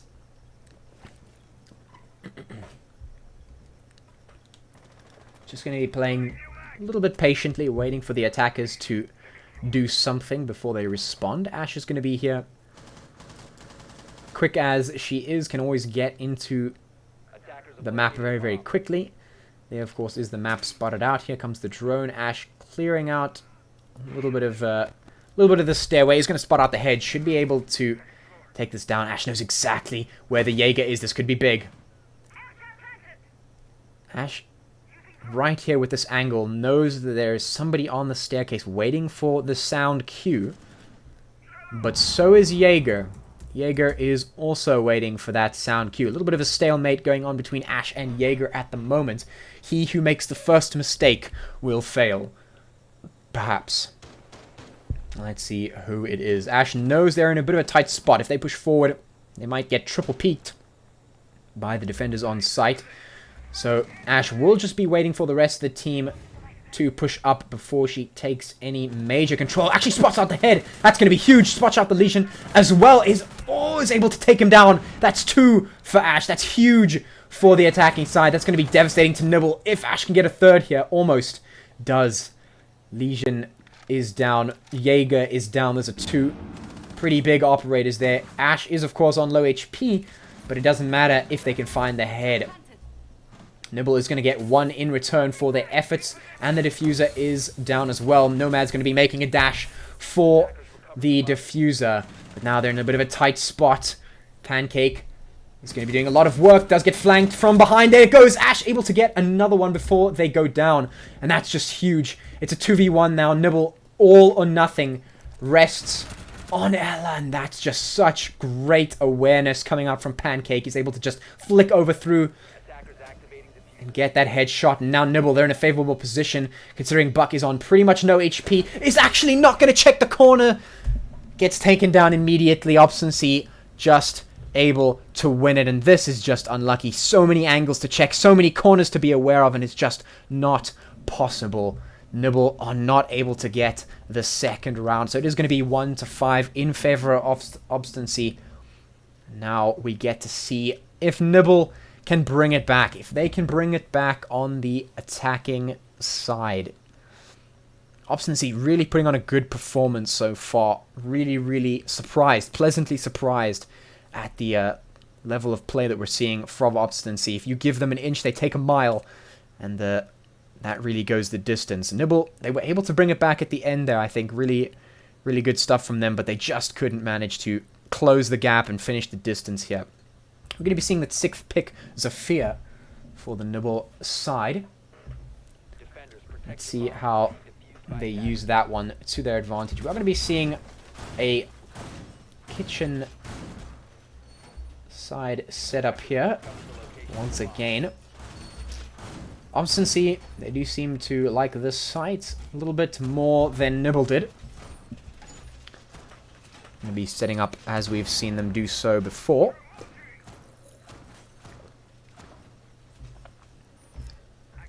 They have brought themselves a castle like they did in the semi-finals against Void. 10 seconds left before insertion. And let's see what they do with those castle barricades. They are going to have that Legion as well, which can be pretty big, as I said, for stopping rushes, and perhaps they are going to be able to use it to a little bit more effectiveness than Nibble were. It is a question here. I really want to see Nibble getting a couple rounds here. I always like a nice long fight between two teams. Really draws out the peak of skill out of players when they're neck and neck. Right now that isn't the case, of course. Obstinacy in the lead by quite a big margin at the moment. I'm going to see Zofia taking a little bit of map control there, a little bit of swift map control. The droning is starting to come out from Nibble, gaining that crucial information to see what they can see here. Ooh. It's the castle barricade. Is going to be able to stop Nibble from pushing through, and that's actually a really good spot for the castle barricade. It's going to stop any of those attackers from gaining too much map control. And Obstinacy, they seem to know the power of map control. They really do seem to understand how important map control is and how powerful it can be, because they seem to take it very quickly when they're on the attacking side, and they seem to love denying it when they're on the defense side. So big props to Obstinacy for being able to read the game in such a way. Let's see how Nibble respond. A little bit of spam going to be going back and forth. Legion taking a little bit of damage. Isn't going to result in any frags just yet. But that could change, and it does change. The fear goes down. The gunfight's going to be had. Nomad. Oh, sorry, Gridlock is out here doing what Gridlock does. And just as I say that, doing what Nitro Cells do, and what Obstinacy seems to be able to do, and just they get everything they could possibly want. Nomad and Capital, the last ones left alive, and they are bottlenecked up here in this window. They are running out of options, and the time is ticking. 40 seconds left on the clock, and now Capital and Nomad, they have to make a decision. Capital spots someone out, and they don't pull the trigger just yet. But they do have that information, so they are going to be able to do a little bit of area denial here with the darts, hopefully trying to get some sort of control back. But it is a 5v2, and things are looking really crazy. That's a rush out, it looks like, and it is going to be the rush out. And Legion is just going to throw caution to the wind, which they can do, considering they had so many players left alive. There's the little peek, cheeky peek, and another round for Obstinacy. Obstinacy really playing this one well. I really can't seem to fault them anywhere. They deny map control, they deny entry, and they just seem to be getting those crucial frags that they need to be getting, making it so difficult for Nibble to get back into this one. They do not give Nibble a single centimeter to play with. Really, really good stuff from Obstinacy. We are going to see a pretty similar setup. This time, the Pulse is going to be there for the Obstinacy side. Are going to switch the Castle out for a Mozzie. Interesting decision. Perhaps Obstinacy have decided they don't really need the Castle too much. They saw their ability to frag and they thought to themselves, we can do this. Not a problem. Let's play for the util this time. So they are going to be on that second floor again, and this seems to be the other common spot that Obstinacy like to play. It's either this or the kitchen. They don't really seem to vary their site choice too much. Do have that Maestro in play as well. And of course on the Nibbles side we see a similar setup as well. Zafir, Gridlock, Nomad, Capital, and Buck. And I really like that lineup. I think that's a really good lineup. I think there's a lot of util value in these operators, and in this particular operator lineup coming out from Nibble. A lot of teams, or a lot of people playing solo, won't really appreciate the amount of util value that can come out from such a lineup. But the big thing about the util value is that you make it work, and that's what Nibble need to do now. They have to find a way to make it work against Obstinacy, who seem to be pretty much a brick wall at this stage. Very difficult to break through. It's going to require a lot of hard work to smash through this wall that Obstinacy have created. 6-1 is the scoreline currently. Droning coming out from the attacking side to see that information.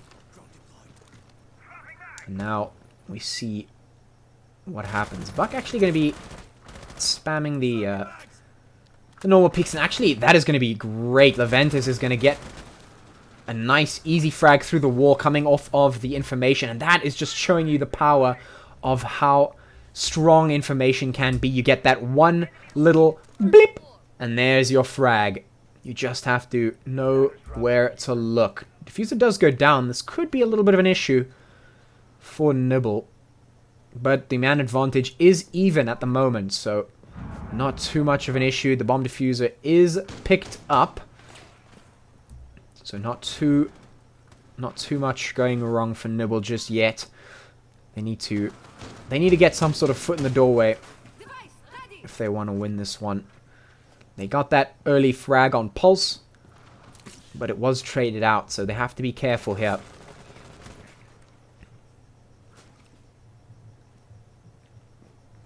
Buck is going to be hearing those footsteps, going to open up the ceiling to try and peek through there and see what he can see.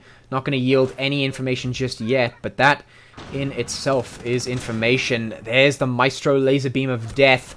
He's going to be traded out immediately. Jaeger goes down. There's a 3v2 here.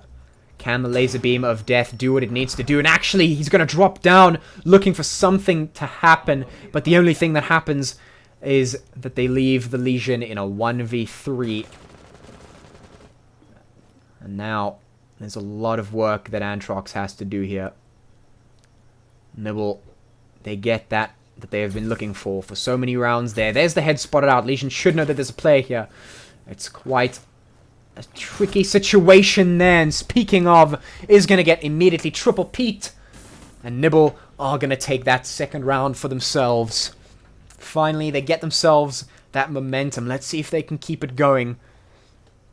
A lot can be said about a team getting momentum here, and maybe this is what Nibble needed. Maybe this one round here is what they needed to be able to catapult themselves forward and take a couple more rounds for themselves. We are on match point, so any mistake from Nibble now could mean that they surrender this map over to Obstinacy. It is a best of 3 though, so this map is not the be-all and end-all just yet. We still have a second map, which, if Nibble win, could mean that we go to a map 3. And I'm a fan of map 3s. I like map 3s. I like seeing map 3s because map 3s really put the pressure onto teams. It really kind of says to the teams, listen, you have to do your best now. It's everything or nothing. You do your best now, or you go home and you practice again.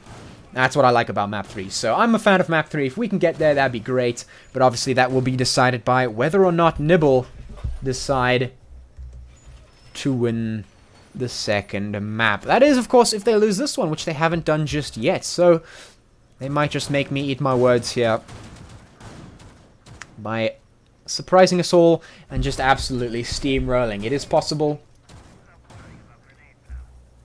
Never count anyone down and out until the last moment. It is going to be a second floor bomb site, as you can see here.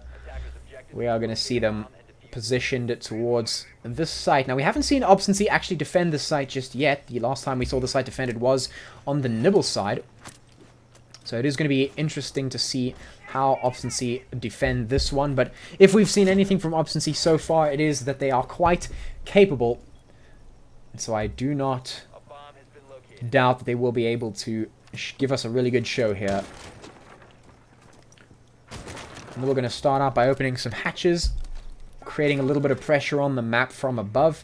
Vertical play is very important in Rainbow Six. If you can get it going, you can create a lot of pressure, create a lot of angles that the defenders need to watch, and that in itself can create the conditions you need to win. Of course, this drone is actually going to spot out the smoke, going to force them to reposition here.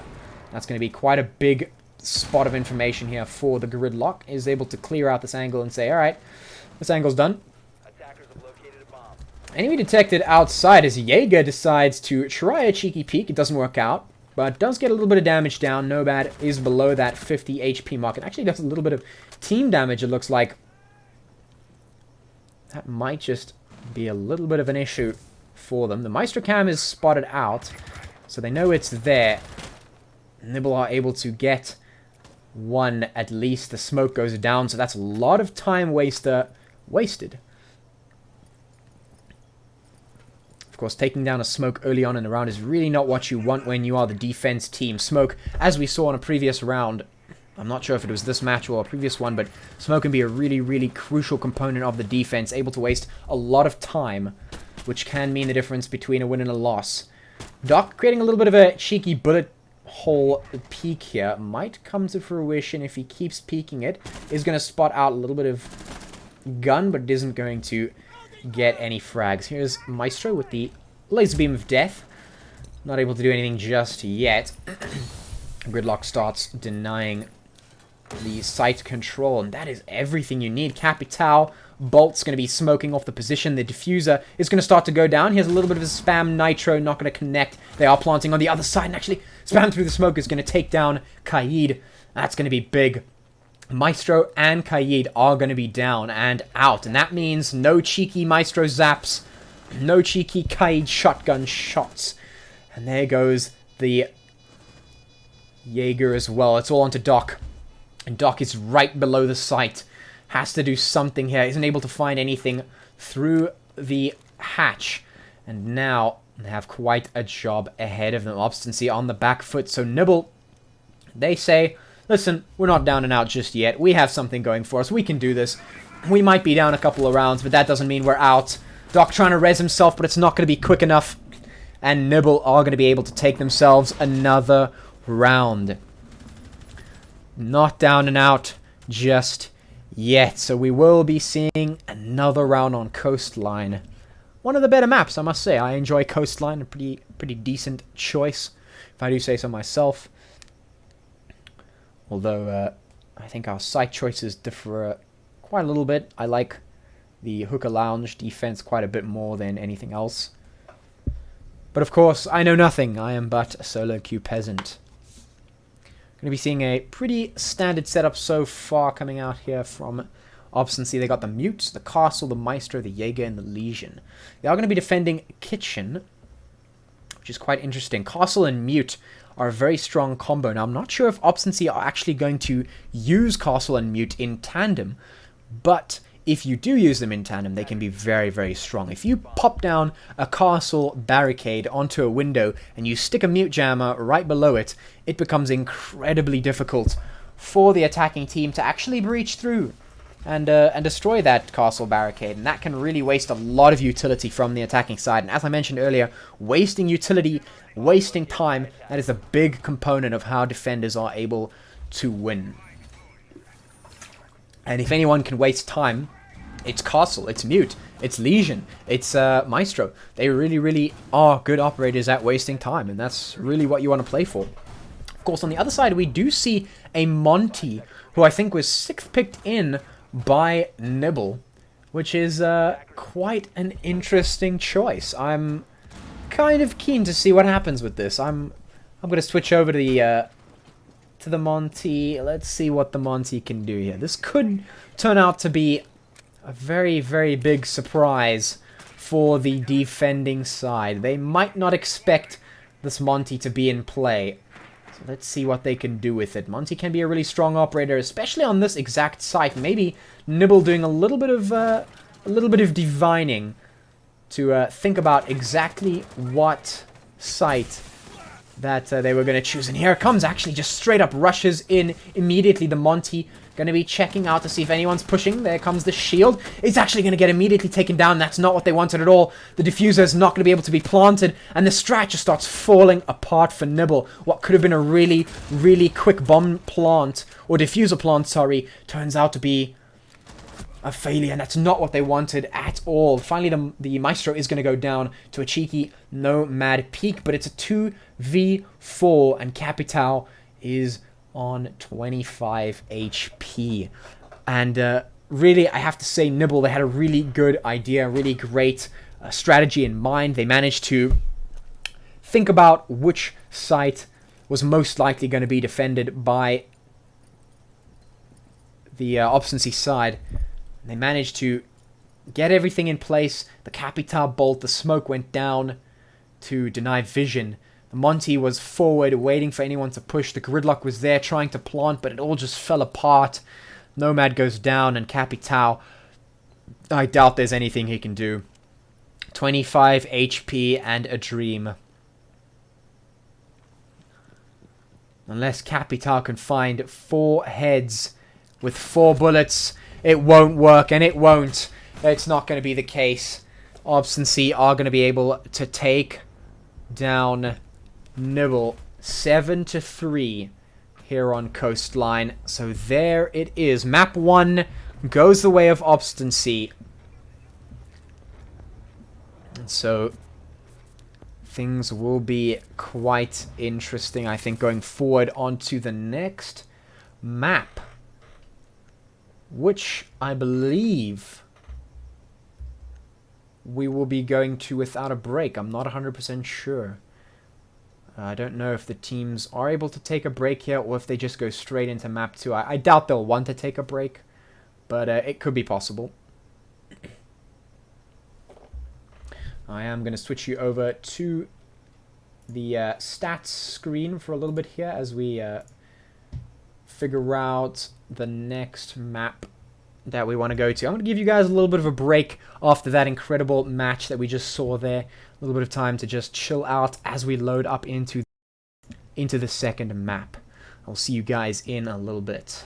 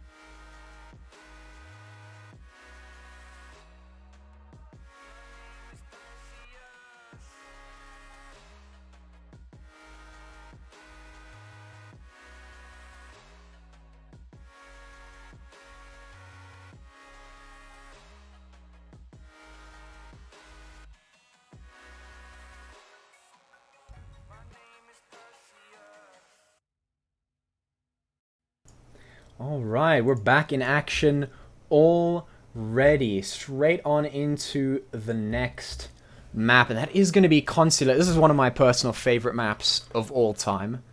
Just because that's how it is. It's just one of those maps, you know, you can't fault it. Some maps are just designed really, really well.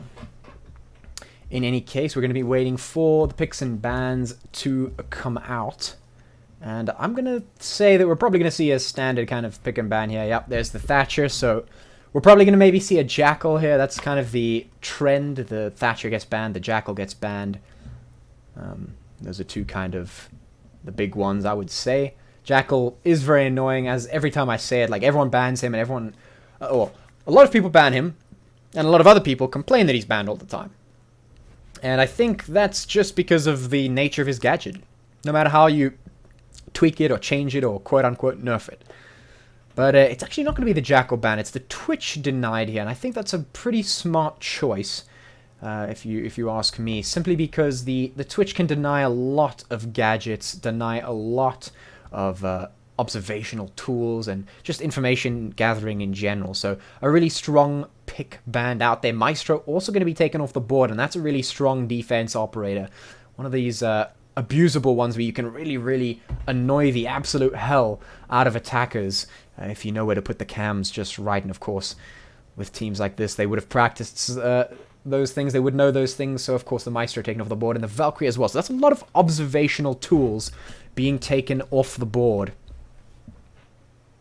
And that makes me very curious to see the strats that will be employed here. It is obviously going to be Obstinacy on the defense side here first, and Nibble on the attack. We're going to see the Smoke Castle, Echo, Jaeger, and Pulse. Now obviously the Echo is going to be there because he wasn't banned. I'm surprised that there is no Kaid on this map, considering that Obstinacy are defending Garage, and of course Garage basement, you really want to defend the garage door. But of course, who am I to question the knowledge of teams that undoubtedly play far better than I will ever be able to. So of course we are going to be taking a look at this basement here. Have a little look-see at what exactly they decide to do. So they will be reinforcing that wall, but that will leave it vulnerable to a Hibana charge, a Thermite charge, anything like that. And it is going to be Nibble's lucky day, because they have the Thermite charge right there. And so they can just pop it right onto the garage door and just blow it wide, wide open. But perhaps that's what Obstinacy wants. Maybe they want a big hole in the garage door just so they can shoot out of it. Who knows? From what we've seen out of Obstinacy so far, anything could be possible. Of course, there's going to be a similar loadout as previously. We have the Nomad, we have the Capital, there's the IQ and the Buck as well. They are going to be kind of standard setup here. I'm curious to see how they use the Echo there. As I was saying, when Echo was banned in a couple of previous matches, very strong to deny the plants, as we all know. It can just be really, really annoying. You're trying to plant the diffuser and suddenly, boom, you just get knocked right over. So let's see if that is what happens here. IQ going to be very, very quick to enter through this office area, and that's actually going to be so quick, spamming through the soft wall, but it's actually going to come back to bite. Gets traded out instantly. The IQ, for all of that foreknowledge and all of that initiative, gets taken down. Of course, the trade eventually comes out, so the Jaeger is going to go down, at least, but I think that could have really gone a lot better for the IQ, but it is what it is, and this is the result. They are going to be able to take the upper floor control, so that is the first step. Nibble doing what they need to do, gaining that crucial map control. They seem a lot more comfortable in gaining the map control on this particular map than they were on Coastline, so hopefully that converts into a little bit more fragging potential and a little bit more win potential here. Buck going to be doing quite a bit of vertical play, opening up some key walls here. That's going to alert the Ella to his presence, though. Is going to spam through the ceiling. Nothing really going to happen out of that one, but it is a good bit of information for the defense here. Now, of course, that hole that we were talking about has just been blown absolutely wide open. Thermite doing what Thermite does and just, you know, blowing giant holes in things. That's kind of that. Capital going to be droning out a little bit of information there, spotting the shield, and then of course the fact that the shield's covering the hole. And while I speak, Nomad is going to get taken down on the stairs. The boom boom charge, not going to be enough to save her, and actually Smoke going to go down, not really seeing any heads, and Nibble, they're going to have their best foot forward in map 1, looking a lot more comfortable on this map than they were on the previous one. Legion has a lot of work to do, but he starts that work off well. There goes the first frag. Has a lot more work to do, though. Legion Charge going to come out, but needs to spot the heads. Does run out. There comes the bullets. Isn't going to follow the traces too well, and he's going to get peeked from 2 places. The Buck and the Thermite. He knows that somebody's above, sees the trace. He's going to be spamming through the seating there. It's not going to connect, though. Time is ticking away. There comes the impact. Open things up. Not going to spot anyone. It is going to get finally taken down by the crossfire. Nibble looking very good on their first round. Really, really strong opener for Nibble here. Really good play. Good stuff from them. They're going to take the first round. It's looking a lot better for them on this map. Really good stuff. Obstinacy showing a strong defense, but not strong enough to repel Nibble's attack. And I think a lot of it had to do with the fact that they really didn't waste enough utility blowing through the garage door. I think if you want to reinforce garage door, maybe bring a bandit or a Kaid. Reinforce that door, just make the attackers waste as much as possible, because ultimately we've seen it time and time again. If you're a defender, you want to waste time, you want to waste utility, you want to make sure that the attackers are spending every moment worrying about your roamers, worrying about your reinforcements, worrying about your hard reinforcements. The more you worry them, the more they have to focus on other things, and that means you have a chance at winning. Of course, it is what it is so far. They have chosen the second floor here to defend. I like this site myself. It's quite a nice site to defend. Personally, I just pick a roamer and then just run straight into basement when I have this site. Try and deny any cheeky entrances down in basement, of course. That should be not what happens here. I think it'll be far too big brain for such a mediocre strat, but we see them doing what they need to do, opening up these walls here, making sure they have nice line of sights across the entire top floor, which is pretty much the biggest part of taking control of this floor. You want to take line of sight, you want to take office control, you want to make sure they're not entering through this site directly. We aren't going to see any spawn peaks, which is wildly unfortunate, because it's always nice to see a couple of cheeky spawn peaks and see who dies first. But of course, they're going to be taking this game a little bit more seriously, giving each other the due respect that they deserve. Here's IQ again, very quick to make a little bit of pressure through those reinforced doorways. The drones are going to come out to check for that information. Nibble will be taking a nice information-based approach here. Nomad isn't able to spot out the player there, is able to just ping that there was probably someone there. Speaking of, Smoke is just burning to death and can't do anything. It's just going to get absolutely stuck between a rock and a hard place. Capital doing what Capital does best and just really annoying you. And of course denying the very ground that you walk on. Nice quick play coming out from Nibble here. They are doing what they need to do. They have taken down the Jaeger and the Echo there, which is going to be quite the big play tonight. And actually the head is spotted out as well. It's really, really good from Leventus. Spots out that little head, taps the pixel, and bye-bye you go. Now it's all onto Doc to try and do something. And does spot the line, so Doc has a good line of sight. He's actually going to spam through the smoke. That could have been huge, but isn't going to commit to it, and that's going to cost.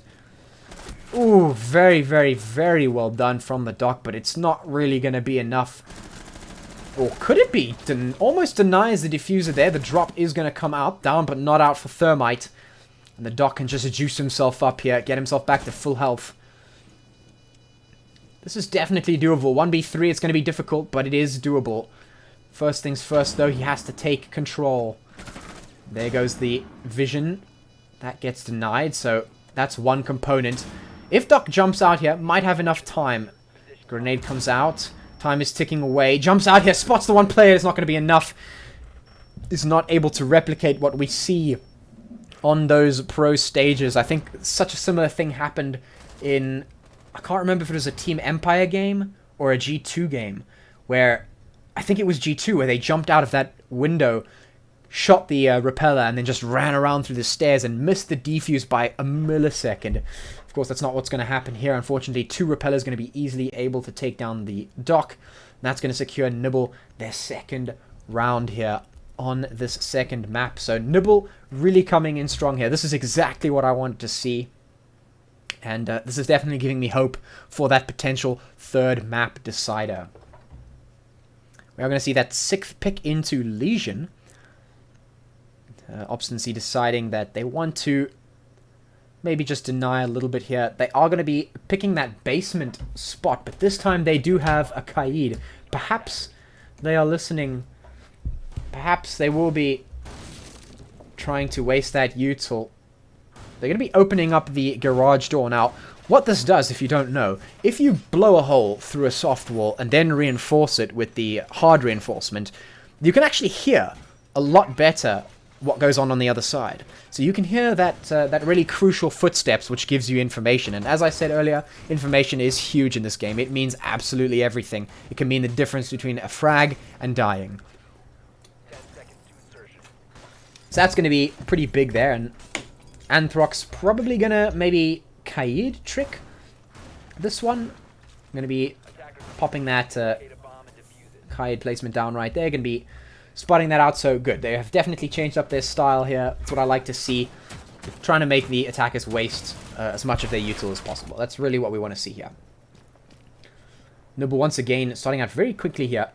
Pushing out and not falling victim to any of those cheeky spawn peaks. I feel like if the pros decided to do some more if these teams decided to cheeky spawn peak a little bit more, they might just get lucky. Who knows? Because Nibble, they really do not seem to be too concerned about that immediate spawn peak. Perhaps I'm wrong. Obviously, I can't see all of them at once, so I'm not 100% sure about that. But they might just fall victim to... Well, in fact, most attackers that I've seen through these matches might fall victim to a cheeky spawn peak. Who knows? Who knows? Ooh, speaking of who knows, Jaeger is going to be able to take down the IQ. And once again, the IQ going down very early on in the round is going to mean that things become a lot more difficult. It's going to be difficult to spot out those gadgets and take them down, which is going to mean that the defense, they're going to have a little bit of an easier time now. Not the end of the world for Nibble, definitely still winnable, but now they need to play with as few mistakes as possible.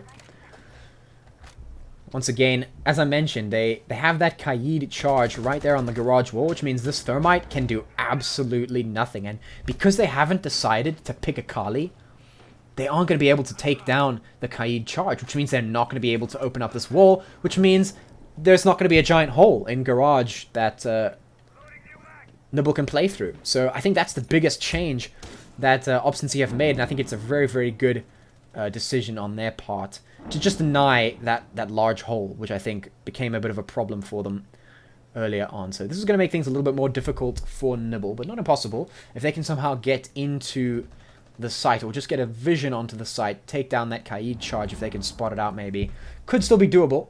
But I think this vertical play is probably a better option, and they are going for it. Buck going to be making their lives difficult. There goes the nade, actually, trying to blow it up. But what they don't realize is that Kaid, he can put his charges very, very high up, which means that nades, they don't really connect too well. What I like to do sometimes as Kaid myself when I play him is I throw a charge on top, and then I throw a charge in some very odd position so that it doesn't get caught out. And speaking of caught out, there's Buck catching out the smoke on the stairwell there. And it's going to make things a lot easier for the attackers, and Nibble, who were on the back foot, are no longer on that back foot. It's all onto Legion. 15 seconds left. Nibble have to pull the trigger. There's the one trigger pull, Kaid. Second trigger pull for Kaid. And that's going to mean that Nibble, who were looking good, just let the time run away from them. And that is really a trap that a lot of people fall into. And we've seen Obstinacy fall into this trap, and we saw Team Void fall into this trap a number of times. Unfortunately, it doesn't matter what the man advantage is. It doesn't matter what the tempo advantage is. If you're not pulling that trigger when you need to pull the trigger, if you are not on site planting that defuse, if you don't have that control when that 15-second timer hits, you're going to struggle.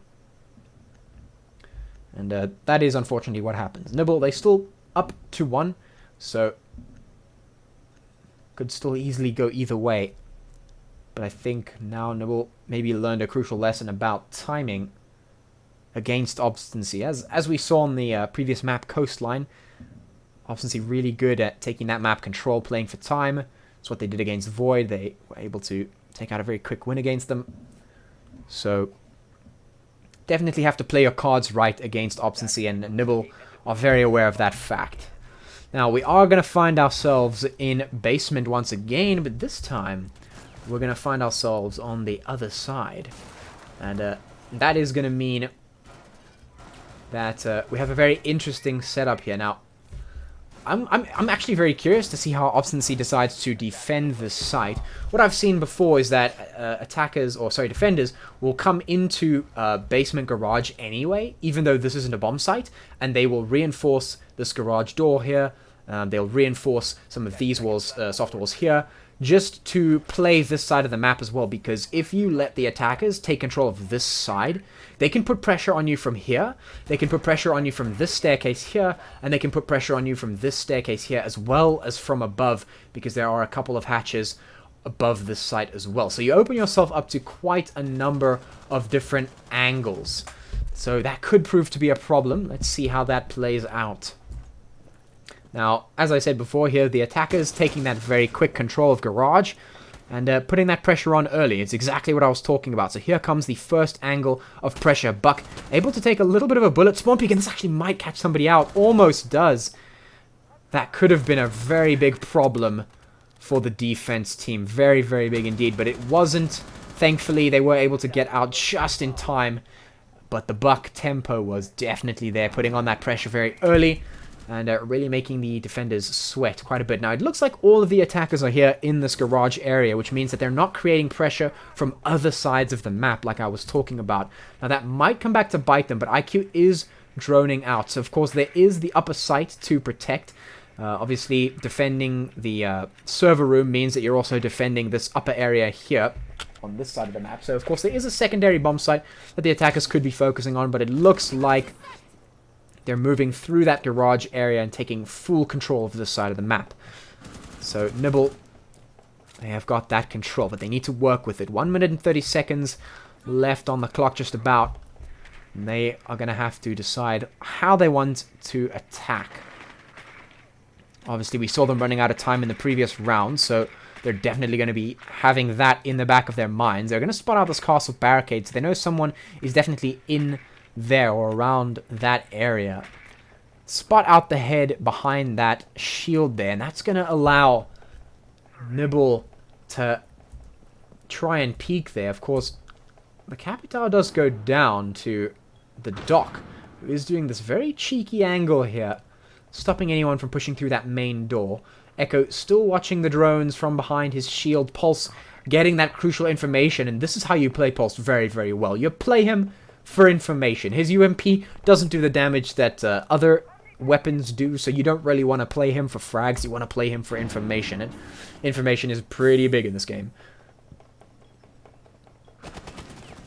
Castle's going to get spotted out here. He's going to be stuck in a bit of a tight situation. Actually is going to be able to do a bit of damage there, but it's going to get overwhelmed. The bomb site overrun with attackers. This should be the plant for them. There it is. Plant goes down. Echo drones are denied as well. That's going to be huge. IQ doing the due diligence. Meanwhile, that nitro cell is going to be getting a little bit of a refrag here for the defense team. The diffuser actually gets dropped as well. And that's going to be huge. The time ticks down, and this is tragic. Almost ends horribly for them, but IQ isn't going to be able to do it. The defenders win the round, and that was just chaos. I thought that they had gotten the diffuser down already, but they hadn't gotten it down. Then they got the pulse, got the nitro charge from below. That's big, huge, denies the bomb plant. And just as IQ tries to get the bomb down again, they come down and just absolutely wail on him. That looked like it should have been a Nibble round. They got control of the site. They were everywhere, but the crucial nitro cell from Pulse and, of course, the time working in the defense favor was all that Obstinacy needed to take control of the game once again, even things out 2v2. And so now we find ourselves in a bit of a spot. 2 rounds each for Nibble and Obstinacy. And now they have a choice here. How do they play this? They need to decide what they need to change, because obviously something's going wrong. Somewhere along the line, something is happening that is allowing Obstinacy back in. And if we know anything about Obstinacy so far, is that you cannot give them that small bit of area. You cannot give them that small bit of control, because they will take it and they will use it against you in such a big way. And I think maybe part of the issue there was that all the attackers were on that top bomb site, and none of them had control over the lower bomb site. None of them were creating pressure on that lower bomb site, which allowed Pulse to just sit there with his little box, spot out the heartbeats, and just nitro cell the diffuse planter. So perhaps a little bit of an issue there in terms of vertical play. You don't really want all the attackers to be on the same site. You want them to be creating pressure so that the defenders really don't have any room to budge. That's what you want to be doing. Anyway, we can see here second floor defense from Obstinacy, opening up nice lines of sight as usual. Let's see how Nibble respond to this. I think they did win the first time on this particular defense site, so should be able to do it again. Here's Buck opening up that crucial line of sight. Might spot somebody out. Isn't going to, though. No heads spotted, and that's going to be big information for the rest of the team as they know where to peek. Attacker's going to be peeking through the lines of sight, and going to be playing a little bit slower here, and I think I appreciate this a little bit. Definitely gaining a little bit more map control. And actually, I like this. They're going to be droning out through Garage here. And like I was talking in the previous map, I think Nibble may have lost simply due to the lack of map pressure. And so I like this this basement play. They're creating a little bit of pressure on the other side of the map. But what they need to do is they need to keep it. They need to keep the pressure up from all sides. And then they need to work with it when they get onto the site. A little bit of Capital spam, not going to connect. Speaking of spam, Nomad going to be emptying that mag towards Yellow Stairs. Doesn't connect with anyone, though. No frags just yet, but Smoke, very, very low on HP. Going to get juiced back up by the dock, but you can't juice yourself back up from death, and that's where Jaeger finds himself right now. Unfortunate for Obstinacy. They are down a man now. That's going to be pretty big for Nibble. And actually, that's great, amazing Buck spam right there. Really great awareness of just where the defenders are most likely positioned. Gets that really great spam through the floor, or through the ceiling, sorry. Taking down a member of Obstinacy through the floor. That's really great stuff. Nibble in a really, really good position here. Ooh, Capital easily able to dodge out of the way of those bullets and take down another one of the defenders, leaving Legion completely alone in a 1v5. And actually just going to get spotted out immediately, taken down to 25 HP just about. And that's really not what you want. This looks like it's done and dusted for Nibble. They just need to get on site, plant the diffuser, and there it is. Diffuser going down, and this should be a done and dusted round for Nibble, and there it is. A nice headshot. I'm going to be taking down Legion there. Upside down shooting. Fun times. The only game that you can do this, by the way. Really cool. Really, really cool. Good stuff from Nibble. They are able to take themselves that round. And as we go into the last round before the switch, we will see if Nibble can take maybe one more so they can take their lead going into the second half of this map. Obviously putting a really, really good fight up against Nibble, but Nibble definitely showing a nice mastery, a much better mastery of this map in particular, as opposed to Coastline, where they seem to be a little bit slow, not really sure what they wanted to do, not really able to commit to playing there, not really able to get off. The ideas were good, the strategies they had in mind looked really great on paper, but if you can't execute that, it doesn't really come to fruition. That's what we saw a little bit on Coastline, and they've definitely cleaned up since then on this map. They've been looking a whole lot better. So we're going to see Obstinacy deciding to opt for that basement defense once again. Popping holes through the garage door for that crucial sound information.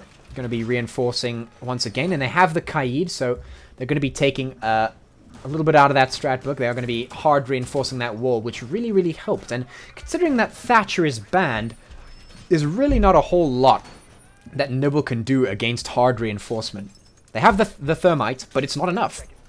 All Kaid has to do is throw his charge, and it's done and dusted. There's no thermite, or sorry, there's no Thatcher, and there's no Kali, so they can't blow through that hard reinforcement. So that's going to be a really strong point for them to defend this. And of course they have those Echo drones to deny plants, Legion to waste time, and Smoke to also waste time. So they've got a really good lineup here going for them. Obstinacy nicely set up. And so once again it is on to Nibble to decide how they want to attack. Now going to be droning out for that information, taking that crucial map control. They have entered in through Office. This is one of my favorite spots to enter in. Most players won't really defend Office, especially if they're not on the top bomb site. So you're pretty much you've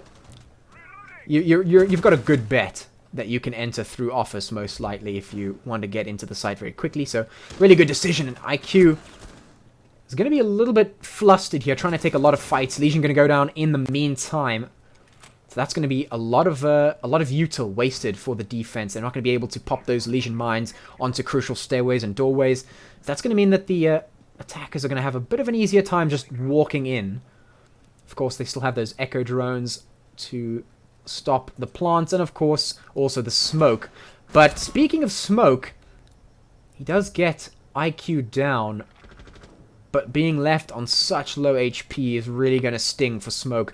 Still has all 3 of his smoke charges left, which means that he really needs to preserve his life if he wants to do that. And actually, I think they've opted very smartly here to shoot Smoke down but not out, and then rev him so that he has a little bit more health left. I think that's a bit of a cheeky play there, but very, very smart coming out from Obstinacy. Speaking of smart, the Nomad are going to be knocking Jaeger on, trying to be smart. And trying to be smart with the whole peak, not going to work out for them either. It's going to backfire right in his face, and Nibble taking full control of this round. Looking to take round 4 for themselves. Taking the score to a 2-4. Let's see if they can take it the rest of the way. There's the thermite charge after clearing out Kaid. Now they should be able to blow a hole straight through that door and create the big, big pressure that comes with making a hole in the main door. Whoa, what was that? Deflocks. Just straight up drive-bys and takes down the player on stairs. Does get traded out though. And now Smoke, the one who cheesed a little bit of health, is going to throw down the smoke charge to try and deny the plant. It's not actually going to work. He's just going to get shot straight in the back. Nibble taking that round for themselves. Really, really well played from them. Just all across the board. Good plays, solid plays, and also going to be able to take down that last kill through the floor. So Nibble able to take that 4th round, so it is 2-4 as we go and switch to the second half, where Obstinacy can show us how they like to attack on this particular map. We saw Nibble really stepping it up in this map, really taking control, controlling the tempo from beginning to end.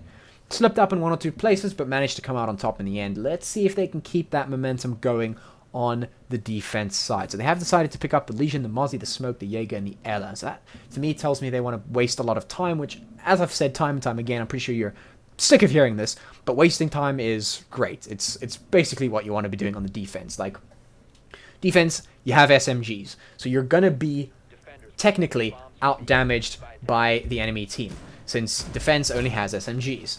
But how you make up for that is by wasting time. You don't actually need to play for the frags. You can.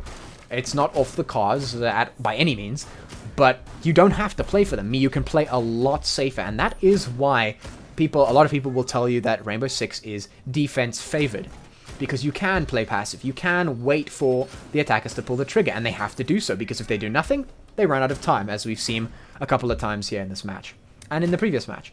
So the burden of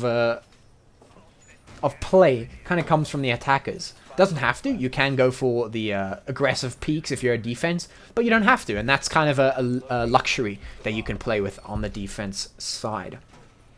You just play for the time. So let's see if Nibble can do what they have set out to do here. And on the other side, Obstinacy, let's see if they can pick up the tempo on the attacker side.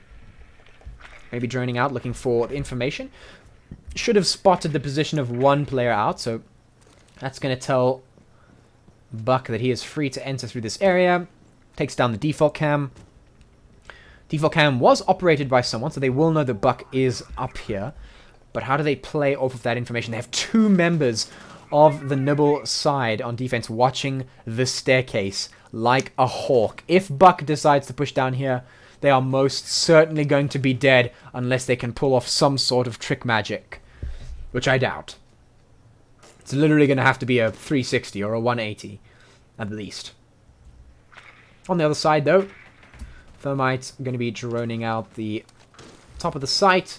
Ash going to be pushing forward there. And Ash is actually in a really crucial position here. Might just catch out Mozzie. There's the head. But, unfortunately, Patat reacting a little bit late to that head. Might have been able to get something, but doesn't expect the peak so soon. And actually gets taken down. Mozzie cheekily just spamming the angle. It is rewarded with a frag onto Ash. So that's a lot of soft damage utility taken down. Smoke should have spotted out the one, and there's the smoke. Is actually going to get caught throwing the second smoke charge. And that's going to mean he gets taken down immediately. Capital also going to get taken down as well. That's a lot of trades back and forth, but it does leave Obstinacy on the back foot with a Nomad and a dream of taking this 1v3 somehow.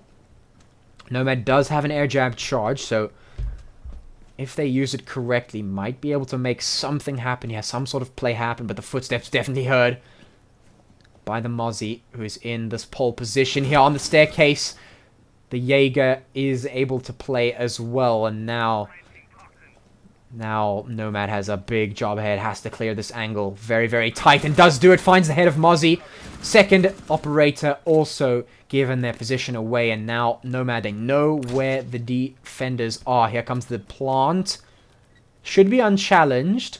The Nomad air jab launcher gonna pretty much tell the defense where it is, and that's gonna give him a free kill and almost gets the second one. That could have been incredible 1v3, but it just doesn't come through. The Jaeger survives on 15 HP, and that was almost the most disgusting play, the most incredible 1v3 I've ever seen.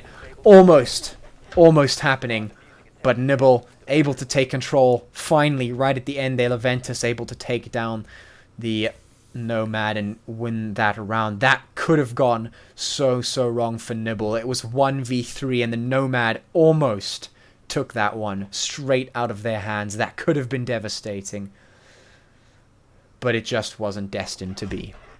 So that is going to be 5 rounds to 2 now in favor of Nibble, and they're looking to close this one out pretty soon now. They want that match to take us to that map 3. They want it. I want it. We all want it, I'm sure. I want to see the map 3. So let's see if they can give it to us, or let's see if Obstinacy can throw a spanner in the works, which almost seemed to be the case. If Nomad had won that one, if they'd gotten that, I would have lost my mind. I would have absolutely, if Nomad won that 1v3, I would have just lost my mind. I need a giant sip of water after that. That was intense. That was really incredible stuff. Unfortunate that they didn't get rewarded for it, but it is what it is. Nibble going to be deciding to defend that basement site, and unfortunately for them, they haven't actually brought any bandits or Kaid, which means they're not going to be able to hard reinforce this wall, and that's going to allow the Thermite to simply breach and make a big hole. But maybe that's what Nibble is hoping for. They are going to deploy that deployable shield there for Echo, so maybe they're going to wait for the garage to be opened and then play around the hole. Not too sure what the plan is, but we will see soon enough. I was going to say shortly, and then it turned into soon enough. And that's why it was soon enough.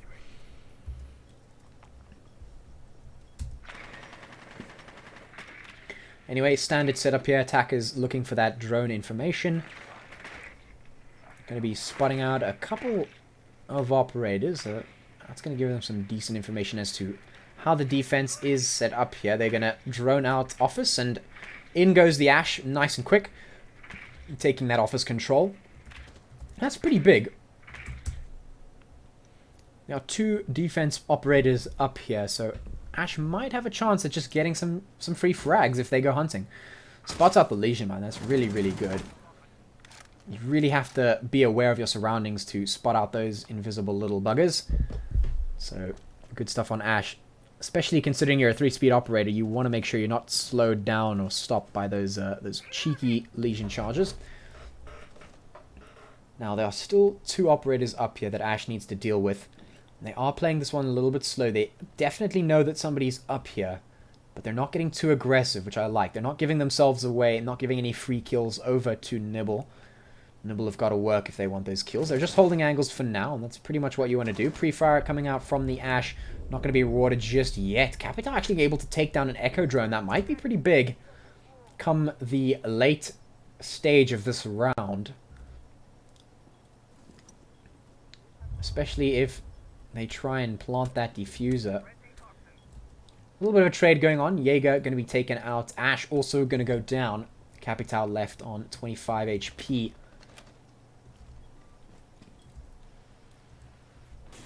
Lots of information going around, but they know that a little bit of vertical play is coming out here. The smoke watches the ceiling get blown up, and also watches the garage get blown up, which is not really what they were hoping for. But the smoke charge does come out to deny any rushes that could potentially be coming out through the garage, but unfortunately none are coming.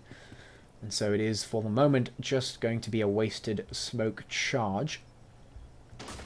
Well, not wasted. It has denied time, so nothing is wasted. So here comes the second one. I'm not too sure about this one. Just really paranoid about that rush. But here comes the second thermite charge to blow open the rest of the wall. It's going to create a lot of pressure towards that garage area. And this is why I think you should always bring a bandit or a Kaid in this situation. You do not want that pressure to come out too soon from that round. Of course, it is only 15 seconds remaining, so they need to get this plant down. They are kind of wasting time. They need to pull the trigger. And speaking of pulling the trigger, Pancake is going to do just that. Take down the first. Diffuser goes down, and there's the timer. Tick tock. And you can't let the clock run out like that. Run straight past the Echo is there. I'm so sad we didn't get to see that one happen live action, but it is what it is. The Echo going to be watching his drones and then say, oh, hello, this person's just running past me. And that's really the chaos that time can create. You know, I keep talking about time, wasting time, but it does. It creates such a big amount of chaos. And when a team feels pressured by that timer, they will do crazy things like run straight past an Echo and allow you to shoot them in the back. So Obstinacy falling in that trap of just not being able to pull the trigger quick enough. Nibble are going to switch out the Rook for the Dock. Interesting choice. I think perhaps a better choice considering that Dock can juice up anyone who's a little bit low on HP but not yet taken down. So I think perhaps the Dock maybe possibly coming in a little bit more crucial. But we do see a different setup this time. Nibble have opted to defend the first floor lobby area right here, right in the front. Now, the reason a lot of people don't like this site is because of this door right here. The attackers can literally just shoot this open immediately and create a huge amount of pressure into this room. And it becomes very difficult to hold on to this room. So what a lot of teams like to do is maybe play a castle on this wall to try and stop it from being breached too quickly. But what some teams like to do, what other teams like to do, is play a little bit more vertically. So they play in bathrooms, rotate out through here, up the stairs, onto the top of these sites to try and stop the push. Because you can see here, these windows, also, a lot of attacker pressure can come through these windows as soon as it's open. And that creates a lot of pressure from this side of the map, which can be very difficult to deal with, especially if the attackers decide to attack from a different side as well. Creates a lot of pressure from all sides, and that can feel very claustrophobic for defenders. Let's see if Obstinacy can capitalize on that particular fact. And speaking of capitalize, we're going to see Jaeger go down immediately. Just denying that potential of the Jaeger to be annoying on the roam. So it's a pretty big early pick to get, considering there are still more than 2 minutes on the clock here. That's going to be very, very annoying, having your Jaeger go down and actually The Capital thinks he's got enough information to take that peak, and it just gets absolutely mowed down by the SMG-11. That fast fire rate there can really just absolutely take your head off. And speaking of the taking the head off, you also have to be aware of the SMG-11's recoil. If you can't control it, you won't be able to get the frags. But right now it doesn't matter. The trades have come through. Echo, last one left alive, and Nibble really just falling apart on the defense here. Not able to pull out what they needed to pull out. Trying to switch things up with the sight, but it doesn't work out for them. Just not really seeming to get what they need to get. No. Echo is going to be able to take one player down at least. But it might not be enough. Oh, and that's just absolutely tragic. Jason goes for the Echo deny on the bomb plant. Here's the bomb being planted, but the IQ is playing vertically. He is going to spot him out while he's on cam. And that's going to mean that Nibble are denied that round that they have wanted. So once again, we go into match point, and I really hope that Nibble do not decide to defend first floor lobby again, because that is a very difficult site to defend. They thought they could maybe pull a little trick out the bag and catch Obstinacy off guard, but it just wasn't the case. They weren't able to get it done. So it is 3-6 now. Obstinacy behind, but still there, still showing presence. We see Nibble opting for the Pulse instead of the Ella. They are on the second floor, so this is a better site, and they have had a little bit more success on the site. So definitely looking to replicate that success and take themselves a W on this map too. So you can see here, it is once again that standard setup on second floor. Fortifying his position around staircase, and hopefully opening up those critical observational angles.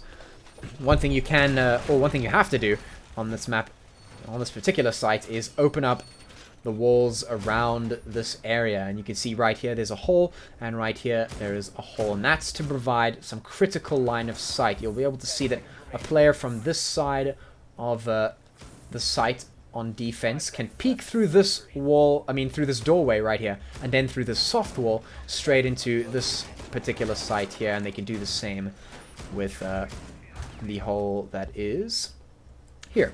So you can watch from this particular little room here, and you can watch into there. So those are very, very critical angles, lines of sight that you can hold and make holding the site a lot easier for the defense. And it's worked out for them before, so once again, trying to make it happen. Once again, drones coming out for that information. We're going to see Obstinacy. They know that if they mess up, if they make a mistake, that it will cost them this map. And of course, you want to be competitive. You don't want to give them the map for free. You want to do some crazy stuff. And speaking of crazy stuff, IQ is just in this site really, really quickly. IQ is right here, and there are two defense players who do not know that IQ is here. They are just watching towards Garage, and IQ could catch them out. If she just pushes right now, or if Patak just pushes right now, should I say, then he will be able to get a very, very cheeky kill, but the footsteps are heard. This could be big, and there it is. IQ gets taken down, and that is just great awareness coming out from the Jaeger. Here's the footsteps, immediately reacts. Absolutely no second hesitance is given. Immediately peeks. Here's the footsteps. Takes the peek and wins it out. Speaking of winning it out, though, Savate getting a very cheeky nade. And that is very unfortunate there for Nibble. They are losing that Legion player, which means that they won't be able to charge up that area denial, entrance denial. It shouldn't be too much of an issue, though, if Lulu's going to do stuff like that. There goes the Nomad. That's going to put the attackers on the back foot for sure. Also going to be knocked over by the air jab, but it doesn't matter because Nomad is gone. And now all the defenders really have to do is wait for the attackers to pull the trigger. Wait for them to make some sort of mistake. Buck coming up the stairs, charging up the stairs. Going to fire off that pre-fire Buck shot. Isn't going to connect with anything. No one really holding these stairs. Except for that Mozzie, who gets taken down by the shotgun as well. Really, really quick reaction from Savate. They're able to just headshot the Mozzie with the shotgun, take him down. That's a very critical frag to get. Even things out 3-3-3. And now Pulse really just playing the staircase like a pro. Going to take down Located a bomb. one more. And now attackers once again just running out of that time. There goes the diffuser. Jaeger able to just deny that. And the attackers have pretty much no hope in bringing this one back. It's all on Capital. 3 seconds, 2 seconds. He can't get the frags. He can't get the plant. It should be denied here. This should be a guaranteed. And it is. There it is. The GG for map 2 goes the way of Nibble. They are able to take it out. And really, really good showing. This is exactly what I wanted to see from Nibble. Full control from beginning to the end. A lot better showing than map 1. So really well played. And I think Obstinacy, they gave them a really good run for their money though. But ultimately, Nibble coming out on top of that one, taking us to a map 3. And yeah, this is going to be interesting. I think map 3 is going to be a very spicy thing. We have seen both of these teams perform so well. Nibble performing so well. Obstinacy performing so well. And the question is, who comes out on top in map 3? And I'm going to tell you to stay tuned to find out. You give us a couple of seconds for a little bit of a break as the players get all the stuff they need to do done. And just take a bit of a breather before we go into map 3. Don't go anywhere. We will be right back.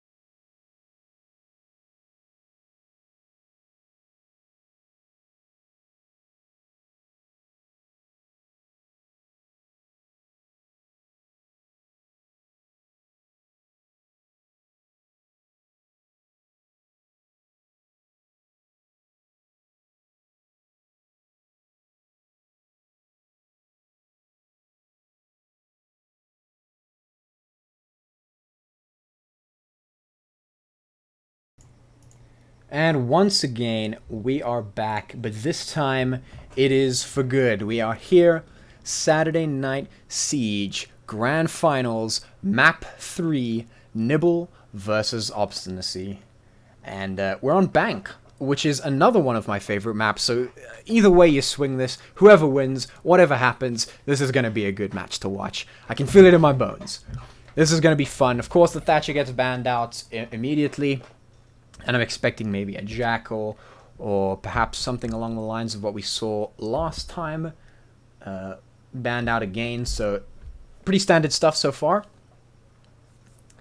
And I'm keen to see what happens. This is bound to be interesting. This is one of the maps where I really like to see how proper teams decide to play it. Because I have a very particular playstyle. I mean, I'm a noob, so what do I know? But I have a very interesting playstyle that I do on this map, because I don't know really what I should be doing, so I kind of just run around doing random things, and it seems to work out pretty well. But I want to see how a proper team decides to handle this, how they decide to approach defending and attacking on this map. I'm really curious. Of course, you've watched all the pro games, but now we get to see how the local teams do it, how some of our own guys do it.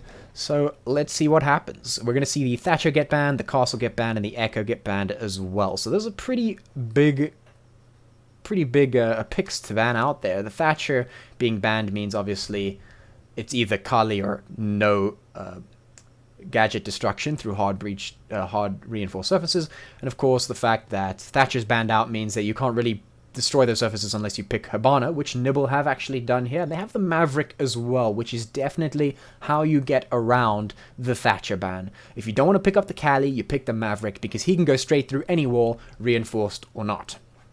So we're going to see, once again, a relatively standard setup, but we are going to see the Pulse switched out for the Mirror. This is a pretty big pick in the pro scene internationally. And of course, the Mirror gun, the Vector, I think is receiving a buff. I'm not sure if it's live just yet, but of course, that doesn't really matter too much. Or is it receiving a buff? I think it is. It's receiving a slight buff. Just because the gun itself hasn't been really the most impactful on the planet. We're going to see the bombs site up here on the second floor in the office area. And this is one that can become very difficult to defend if you don't take control of this staircase right here, because if the attackers take control of the staircase and they blow a hole through these walls, they can create so many points of pressure, because there are these windows outside, so you can create pressure from this side.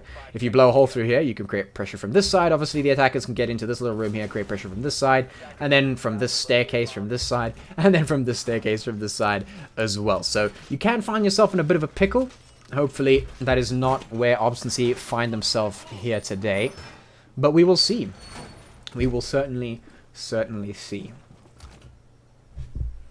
Oh my, I haven't actually put it to the live scene. I apologize. There's the live scene. I'm so sorry. I just spent all the time explaining to you all the different ways that people can attack from different sides. Like, I showed you these windows, I showed you these soft walls, I showed you these soft walls, I showed you this staircase and this staircase, and all of it was for naught. Absolutely naught. I feel like a nonce. But hey, that's just the way the game goes. I apologize for that. Anyway, we're back into the live game now, so you can actually see what's going on, and hopefully enjoy it with me as we see Nibble and Obstinacy facing it off one last time in the grand finals of today's Saturday night Siege. There it is. I'm tired. It's 12 o'clock. Let's just watch some Rainbow Six. So right now we're going to see the kind of classic droning, and here comes Capitao taking control of the staircase, like I was explaining a little bit earlier. Taking control of this particular area here allows a little bit of pressure to be applied from this side. If you get the Hibana over to blow through the soft walls, then you're pretty much good to go from that side. And of course, if the rest of the attackers start putting pressure on from the other side, forget about that. Nitrosol just absolutely takes out the gridlock as she's trying to make her way across the map. Just absolutely gets blown to smithereens and puts the attackers on the back foot. That's a little bit of util denied there. Ooh, but the Buck. almost spotting out a little bit of a cheeky player on the camera in the elevator area. It's not going to happen though. I'm not going to spot him out, so just going to take a bit of control of this staircase here. Throws a grenade to deny the one side and should be peeking the other side. Spots out the dock. Gets a little bit of damage down, but of course it is a dock, so they can just juice themselves back up to full health. But it might actually get double peeked here from another angle. Manages to run away. Good choice. Decides to vacate the premises as quickly as possible, not give away his life for free. Doc, on the other hand, not so lucky. Hibana's actually going to go down immediately. Maverick trying to get something back in exchange. Not going to happen. And then it does happen. Deflurk's going to go down. It's going to leave them in a 3v3. Capital a little bit low on health, but if you can find the head, it shouldn't matter too much. Diffuser is recovered. Soft wall open. And Buck goes down. It's all onto the Capital. Need to find the head. Spots out the one, but the 5 seconds is not enough. Gets double peaked, immediately taken down. So Obstinacy, they are going to take round 1 for themselves there. And I don't really know what to make of that kind of situation. I think it was played pretty decently. Everything started to kind of fall apart as soon as the gridlock was just kind of blown out of midair. And they didn't really have that man advantage, so they couldn't really press it. And from there, things kind of just started to fall apart. So that is what it is. We are going to find ourselves map 3, round 1 in favor of Obstinacy. Kind of similar setup here. We've got the Hibana, the Maverick, the Capital, the Gridlock, the Buck. But the Obstinacy side, they're going to 6th pick that Kaid, which I think is probably a good idea considering they just picked Basement as the site, which they would like to defend. So let's go down there and have a look at what they are going to do for this setup. Now, obviously, this is one of those sites where you have to be very careful because there is this little gutter here, which the attackers can just immediately drop down and run through into that little cave and then peek you through here. And it's very, very quick. The attackers can get there very quickly, especially if you're a 3-speed, like, for example, the Capital. You can just drop down there and just sprint and just get here very, very quickly. So you have to be aware of that. That's definitely going to be a point of pressure that they're going to have to worry about. And of course, there's a staircase on this side as well. And then the staircase on this side and the garage area here, which the attackers can get to pretty quickly as well. Now let's see how quickly the attackers decide to get in here. We're going to check out the Capital. He's not on the side of the drop, so none of that's going to come out. The Buck is here on the side of the garage. The droning is coming through. Gridlock going to be getting a little bit of information through some broken holes. They're going to be taking a little bit of upstairs control, which is good. That's definitely how you want to play. If the bomb side is on B or basement, then you definitely want to enter somewhere else, take a bit of map control, and then press that advantage. So they're going to be doing that. There's going to be no one to challenge them. The Maverick is going to get the top floor for free, pretty much along with the rest of the team. And they're going to start to move downward towards that bomb site. Gridlock going to be doing a good job of denying a little bit of movement through that stairs area. Here's the shotgun go off to destroy some of those charges, so they know that at least one defense operator is sitting in that area there. So they know the position of one. Opens up this little floor here, which is actually really good. I didn't even know that was possible. I guess you learn some new things every day. The more you know, I guess. Very, very smart thing to do when you know someone's in on that staircase area. You can see the Maverick really pressing that hole, seeing if you can spot anyone out. Doesn't get to catch anyone out, but that is still a little bit of pressure on the defense team. Little Maverick's going to take a little bit of fall damage there as he yeets himself out the window. I apologize if I offended your ears with that word. I'll never say it again. And Pulse just doing what Pulse does. Checking out to see where the rest of the attack operators are. Of course, we're going to see Kaid going to try and trick this spot here. Very difficult considering the Electro Claw takes a little while to activate. Is going to be stopping some of the hatches from being opened from above. But that isn't going to stop all of them from being taken down because they already have one open. So that's going to be a little bit of info there. Kaid does go down actually. Buck is able to take them out. Maverick doing a little bit of jiggling here, and that's why he jumped out of the window to put the pressure on from this tunnel area. And isn't actually going to be challenged, so this is area pretty much cleared. He's going to run straight back up the stairs.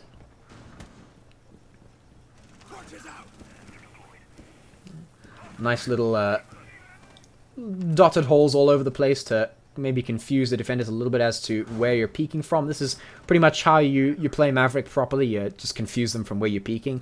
If you find yourself playing Maverick and then you instantly die in the hole that you create, it's probably because you're not doing it right. Speaking of not doing it right, Pancake is doing it right, taking down another one on the defense side, and 15 seconds going, the diffuser has to go down, and there it is. Now it's onto Maestro and Pulse, and Pulse is just going to nitro them to death and jump into his own death. Bomb diffuser does go down, and there's the last trade kill for Nibble. So they even it out, 1-1, Nibble taking one, Obstinacy with one of their own, and Nibble playing this one very well. They almost ran out of time there, but they didn't fall into the same trap. Managed to pull the trigger within the allotted time. 15 seconds left. They had the bomb diffuser down. They had the control they needed, and that really is the difference between some of the previous rounds that we've seen. We saw Nibble trying to take that last-minute control, and the rush really just coming back to bite them. And the same thing with Obstinacy. And I think the same thing with Team Void a lot of the time when we saw them in the semifinals against Obstinacy. So you really want to have the control before you go for the site. And that's what Nibble had. They had the good control. They had people watching the angles. They had the operators in the right positions. And so they were able to get that diffuser down and then just trade it out. So they're going to take that round. It's going to be 1-1. And we're going to see a similar operation choice as previously. Now we're going to see Obstinacy deciding to defend the same site once again. Now, with that in mind, what that tells me is that Obstinacy have noticed what went wrong for them in the previous round, and they have decided to fix it. They've spoken about it, they're fixing it now, and so that tells me that they have confidence that they can definitely win this bomb side. Whatever it is that went wrong for them previously, they will be able to rectify in this round. So let's hope that that is, in fact, the case. As I said before, it becomes very difficult since the attackers can pressure from so many different sides, and especially this particular side very quickly. So we'll see how it plays out. Once again, Capitao on this side, so standard setup for Nibble. And they're going to be playing a little bit different this time. They have the Pulse, they have the Smoke, they have the Maestro, the Jaeger and the Kaid. So hopefully they can play a little bit more for time. They almost succeeded in the previous round. They almost absolutely flushed Nibble's time down the drain. But with those last 15 seconds, Nibble, they had the control. Like I said, they were able to win that out. So this time, Obstinacy looking to waste even more time. The Kaid is going to be reinforcing that hatch, and that's going to stop any sort of thoughts of breaching from the top that the attackers may have had. Going to be moving their Habana slowly into position. Going to be droning out for the safety.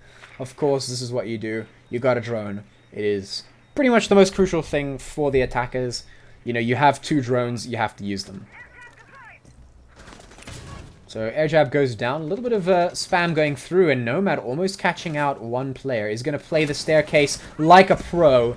Taking down that smoke, and that's going to be a lot of time waste denied. I was talking about Obstinacy trying to waste as much time as possible, and that's really going to sting, considering that now they don't have a smoke, which means all those charges are gone. Oh, so is Maverick, though, so nobody's going to be able to make any of those cheeky holes, and Kaid goes down, and actually Jaeger, trying to take a fight, is able to finally win the trade, but left on 10 HP, getting knocked back by that Nomad, is going to give away the position, and he gets taken down immediately. Nibble looking in a very, very good position here. 2v4. They should be able to convert this into a round.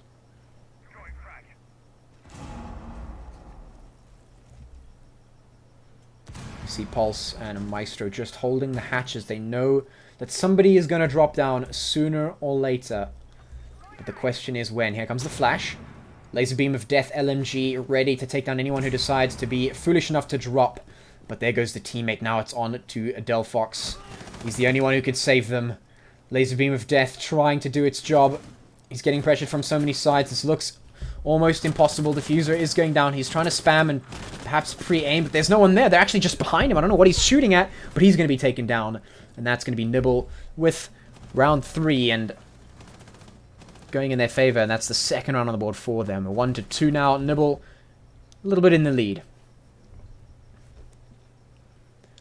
And when it comes to that one, I think Obstinacy, they had the right idea, but they lost the key players very early on. I think they saw the holes in their defense the previous time. They thought, okay, we need to waste more time. I think we just made a couple of mistakes. We need to rectify them. We can take the site. But it didn't work out for them. They lost the smoke very early on, and that's a lot of denial, a lot of entry denial just taken away off the board immediately. It's a crucial player. Like, as a smoke, as a pulse, you don't really want to lose too early on. You want to stay alive as long as possible because the information and the denial, respectively, that you can give your team is invaluable. But it is what it is. And Obstinacy, they finally decided to go for the second floor defense, which I believe is the one that they won previously. I'm not 100% sure. Correct me if I'm wrong. But it definitely seems to have a bit more success on the site than basement. So they are looking to maybe just play a little bit more to their strengths. And just capitalize on the defensibility of the second floor bomb site. Of course, like I said, there's this room right here that I'm looking at is a pretty crucial one. You take control of this, you can create a lot of pressure, especially the fact that you have the Hibana and you can blow open the walls. There is the bandit though, and if the bandit decides to trick those particular walls, it might make it a little bit more difficult for them. So let's see what they decide to do in terms of that. I'm going to be making their way outside of garage here, or parking bay, as you might say. Capital going to be doing a little bit of a cheeky peek here up just above the archway. And actually, that's amazing. Lulu going to get that spam. Takes the chance, and I mean, I'm all in favor of that. If you take the chance, if you're feeling it, absolutely take the shot. You could win it out. And it's just winning all of them. Just shoot all the people from this window, why don't you? Just win the game single-handedly from this one window. That's going to be the Blitz and the Dock, and now also the Mirror taken off the board, and that's so much utility. No bandit tricking for you, no Mirror playing around the wall, and no Dock to juice you back up when you're low. Those are huge picks, and Nibble, they are not looking to play on this one. They want to take everything they can, and they want to take it now, and that's all off the back of Lulu's double frag right in the beginning there. All of that one crucial play made in that moment is going to allow all of the access. And now it's on to Jaeger to try and do a 1v5. Here's the diffuser going down, and now it's on to Patat trying to do something here. Can he spot the head? He's actually not looking in the right angle. Definitely going to get caught out here. There it is. Nibble. Flawless round, not losing a single player at all. That's just some really, really good stuff. That was really well executed, and big props to Lulu for getting that amazing double frag there. Taking the chance shot, getting the first kill, spotting the head, getting the second. Really, really well played. I mean, every time people in any kind of FPS game where there's vision denial of some sort, when people don't take the chance shot, I always get sad, because the chances of you getting some sort of value out of just taking the shot can really, really be huge. And you saw it right there through my own eyes. You saw it on your screen there. Lulu spotted them through, just thought, well, somebody's very possibly behind this window. Let's see what happens. Shoots the window out, gets a free frag.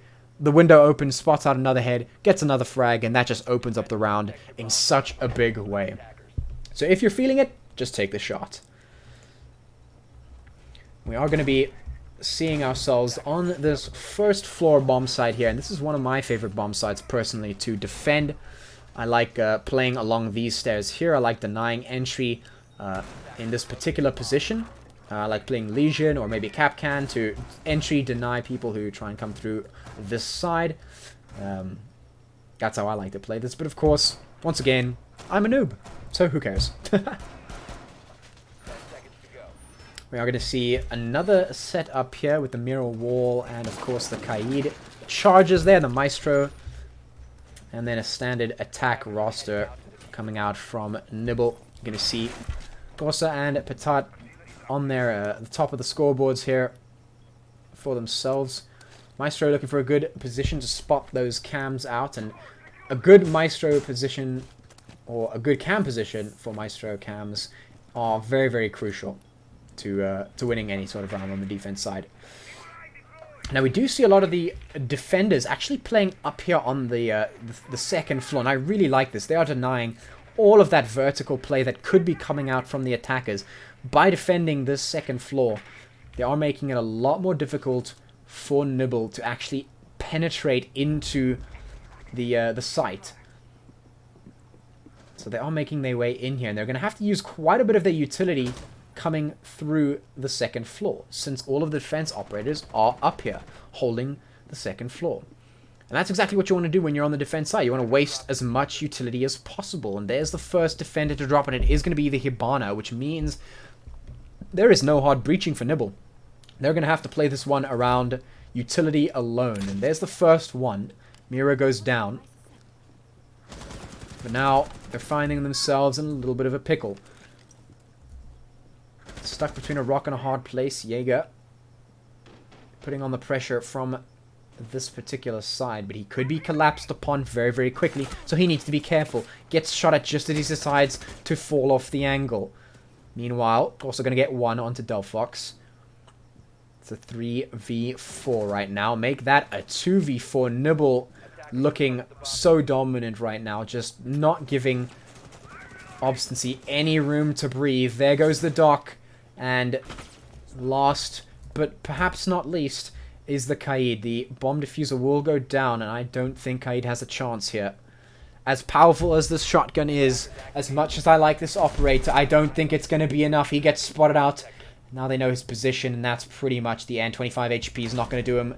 It's going to be Nibble taking the 5th round as well. It is 1-4. Nibble dropping one single round so far. Otherwise, just looking absolutely dominant on this third map. And let me just remind you, this is the third map. This is the deciding map for the grand finals for your Saturday night siege, ladies and gentlemen. This is it. If Nibble take this one, they get the W. That's it. It's map 3. There is no more room for error here. Obstinacy, they need to start getting some rounds in here. They need to start clawing their way back into this one. They need to stop the momentum from Nibble, and they need to start building some momentum of their own. They're going to opt for that 6th pick into Smoke, which is going to be a lot of time denial so long as the smoke does not go down too early, as we have seen a couple of times so far. They are going to be protecting that 2nd floor bomb site here. So that is going to be, once again, a strong site, in my opinion, to defend. Of course, all depends on the team defending it, but we have seen Obstinacy do a pretty decent job on this site, so long as Nibble doesn't just decide to steamroll, or more specifically, so long as Lulu doesn't decide to get a free double kill from this window right here. Which is what we saw. Oh, sorry, it was this window right here. Which is what we saw just now. So, yeah, I guess we'll see if that happens again. Hopefully not. I'm sure Obstinacy have learned from just getting double fragged immediately. They'll definitely not try any crazy antics once again. They are going to be bandit tricking those walls, so it's going to make it difficult. But it looks like Nibble hasn't really needed that too much. They have the Hibana, but they haven't really needed to hard breach anything. So as far as I've seen, they've been so dominant in other portions of play that they haven't really needed to do much in the way of the hard breaching. Let's see if that continues to be a trend. The droning obviously going to be coming out here. Meanwhile, Smoke going to be holding this particular window. They know somebody is definitely here, and it is the Maverick, I believe. Going to be right here. Let's see who makes the first mistake. If Maverick decides to go a bit too high up, he might just get taken down immediately. Let's see what happens. That rope definitely has to be spotted. Ooh, the flashbang is going to go straight past the smoke, holding such a close angle here. This could be big. The Hibana does go down, so that's going to be a lot of hard breach denial. And actually, going to get a melee on that drone there. Just deny a little bit of vision. Speaking of smoke, he's actually just going to jump straight out and try and take down one. He's going to get Leventus. That's a huge jump out right there. Is going to get punished for it, though, as one would expect. So it is going to even things out a little bit, but Nibble, they are on the back foot. It's a 2v4 right now. It's going to make things difficult. They have the Nomad, they have the Buck, so there's a little bit of utility left for Nibble, but it's not much, and especially against this bandit, they're not going to be able to breach any of the hard walls, and they're going to have to deal with the Maestro cams somehow. Not easy to take out those things, and they can be very annoying if they're just left to sit there zapping you. So now Nibble have to do something to try and bring this round back under their control. Buck decides not to shoot the cam, knows no one's operating it right now, but he's going to be stopped by this barbed wire. They're definitely going to know someone is here as soon as he makes a sound. If he walks through it, or if he destroys it, there's the sound cue. Buck is definitely going to get challenged here by someone, or at the very least, they know he's here. I think there's a player in elevator, so they should know the positioning. Nomad is trying to take a fight here. Is going to be taken down, and that's going to leave one last attacker left, and it's not going to be enough for Nibble. Obstinacy, they're going to take the 6th round. So they do get themselves back into the action. They take a round that they so desperately need right now. They make themselves a little bit higher up on that scoreboard. They have 2 rounds in their favor right now. It's not much, but it's better than 1 round. Being 2-4 is not the worst score ever. So they're definitely going to be happy with getting that one for themselves. We're going to see it. Oh, I almost thought that was going to be a Jackal. I was getting a little bit excited there. That could have been interesting, but it isn't. It's the Ash. Unless they 6th pick? Maybe? Humor me? Ah, it is the 6th pick. There it is. Jackal, 6th pick for Patat. This could be very interesting. Very, very interesting. I'm curious to see if this Jackal causes as much chaos as I think he can cause. It is going to be that basement defense here, so what I said a couple rounds ago still stands. A lot of pressure points that can be applied by the attackers here, and that's to be expected of the bomb site. I'm curious to see how the defenders decide to play this one. They do have the Valkyrie to give themselves that information advantage, as well as the mirror walls, and of course that smoke to do a little bit of entry denial. Let's see how Nibble take the defense. And of course, conversely, let's see how Obstinacy take offense. They do have that Capitao, and of course that spicy Jackal. I really want to see what the Jackal is up to here. He's going to make his way immediately over to the roof. Probably enter towards the 2nd floor here. Definitely going to want to catch anyone out on the roam, but I don't think there is going to be too many people trying to roam. And actually, Valkyrie's just going to go down immediately. I'm sad we didn't even get to catch that. I think the sledge took that fight very, very quickly. And that's going to be Valkyrie down, but hopefully a couple of Valk cams still on the board, so maybe not everything lost in terms of vision. The droning going to come out here. Still 2 minutes left on the clock. Plenty of time to work with. Drone out for that crucial information and start making your way in. We see the Jackal here looking for anybody who could potentially be causing trouble. Spots out some footsteps. Here comes the scan.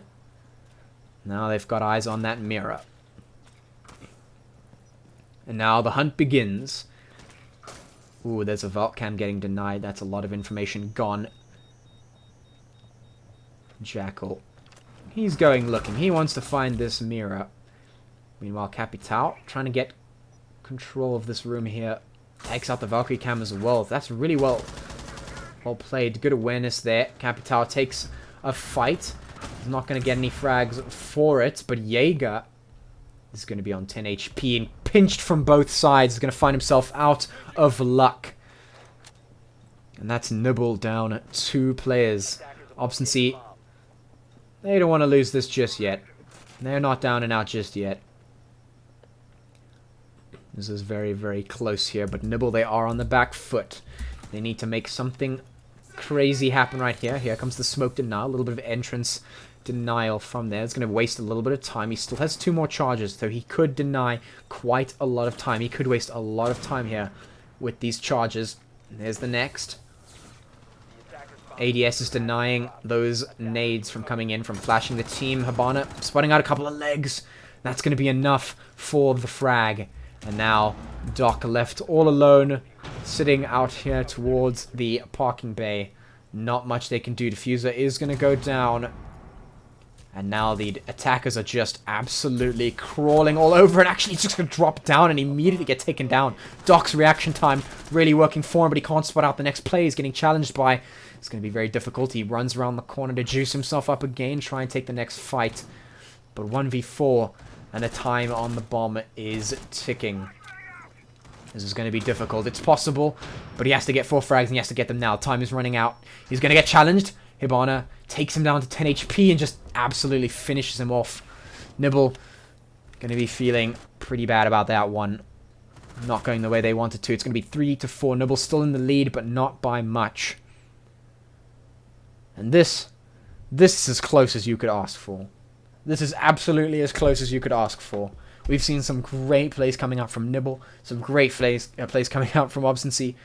There is nothing more you could ask for. We are on map 3. We are neck and neck. It is 3-4 as these teams just try and claw their way to the top, trying to best one another as best they can. We're going to see the Jackal come out again for Obstinacy. Now, I'm not too sure how much work it did in the previous round, but they seem to feel like it did enough to warrant picking it again, unless they 6th pick away, which they do not. So we are going to be going in to another round with Jackal. Let's see how they decide to play that one. It looks like they're going to be defending the basement once again. I'm curious to see exactly what they change about their basement defense from last time. Because obviously, the last round it didn't work out for them. So they've got to be switching something up, try and get something different going. Or perhaps they have identified what mistakes they're making, maybe. And they've decided to just rectify those mistakes. Either way, they are defending B, or basement, once again. 5 seconds to go. So this could go very well or very poorly. Let's see if Obstinacy can even it out once again. They do have the Hibana for that nice hard breach, and of course the Sledge for the soft breach, Capital for that utility, Maverick for a little bit of cheeky hole creation and cheeky peeks, and then of course that Jackal, which we'll see what they do with it. Similar setup from last time. Nibble got themselves that Valkyrie for the information, Doc for the juice, Mirror for the window, Smoke for the time wasting, and of course Jaeger for that ADS and the roam potential. Jackal going to be doing a really good job of just taking out a lot of hatches and creating a lot of vertical pressure, but of course it is going to be on that first floor and nobody really here to challenge him. He's going to be scanning a lot of footsteps out here. Knows where the Doc is, so that's one critical player identified. Going to be following those footsteps a big time and going to be making a big hole here. And there is someone just around this corner. It could peek into his doom, but instead he's going to pick up the tracks. And with that little marker that goes beep that everyone hates, Jaeger has been found out. That's going to create quite a bit of pressure on Jaeger to try and reposition. They are defending above the site, which I think is the key element that they have decided to change in terms of their site defense. Nibble identifying that vertical play as being a little bit of an issue. So they are defending right above site. They do have a really nice crossfire going here. Let's see if they can dismantle it or if Nibble can hold strong.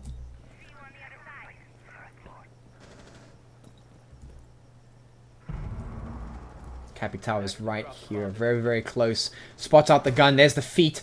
Knows that someone is there, takes the challenge, there it is. One frag for Nibble. Oh, sorry, one frag onto Nibble. Make that 2 as the attackers once again getting the one up.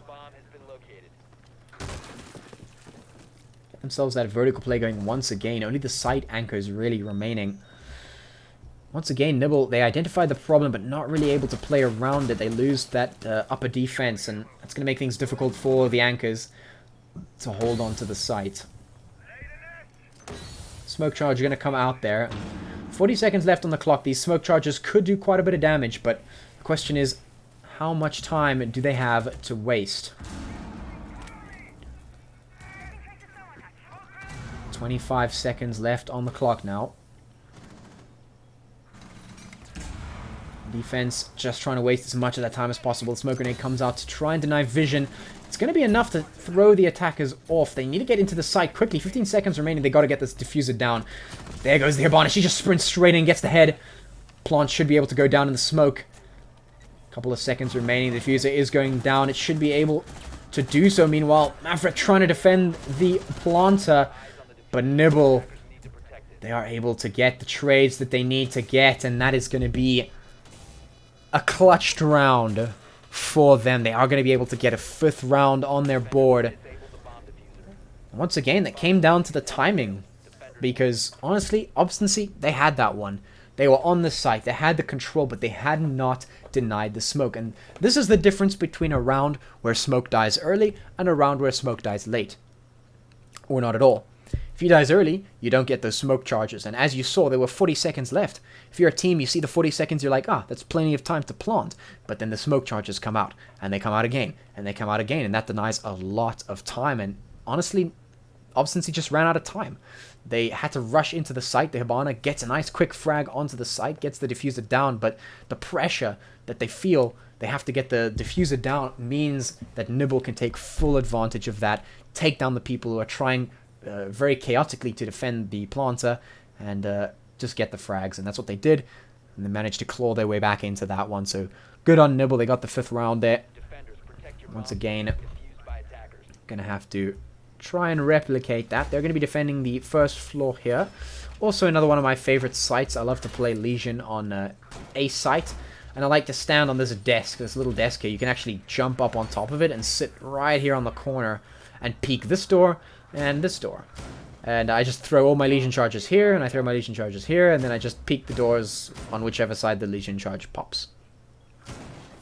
So yeah, that's just me. Obviously, that's not going to be the case here. Nibble having a lot more big brain strats under their belt, and they'll certainly know how to defend this particular site, considering they chose it. And they're going to be setting themselves up with a lot of that entrance denial. That's really what I like to see.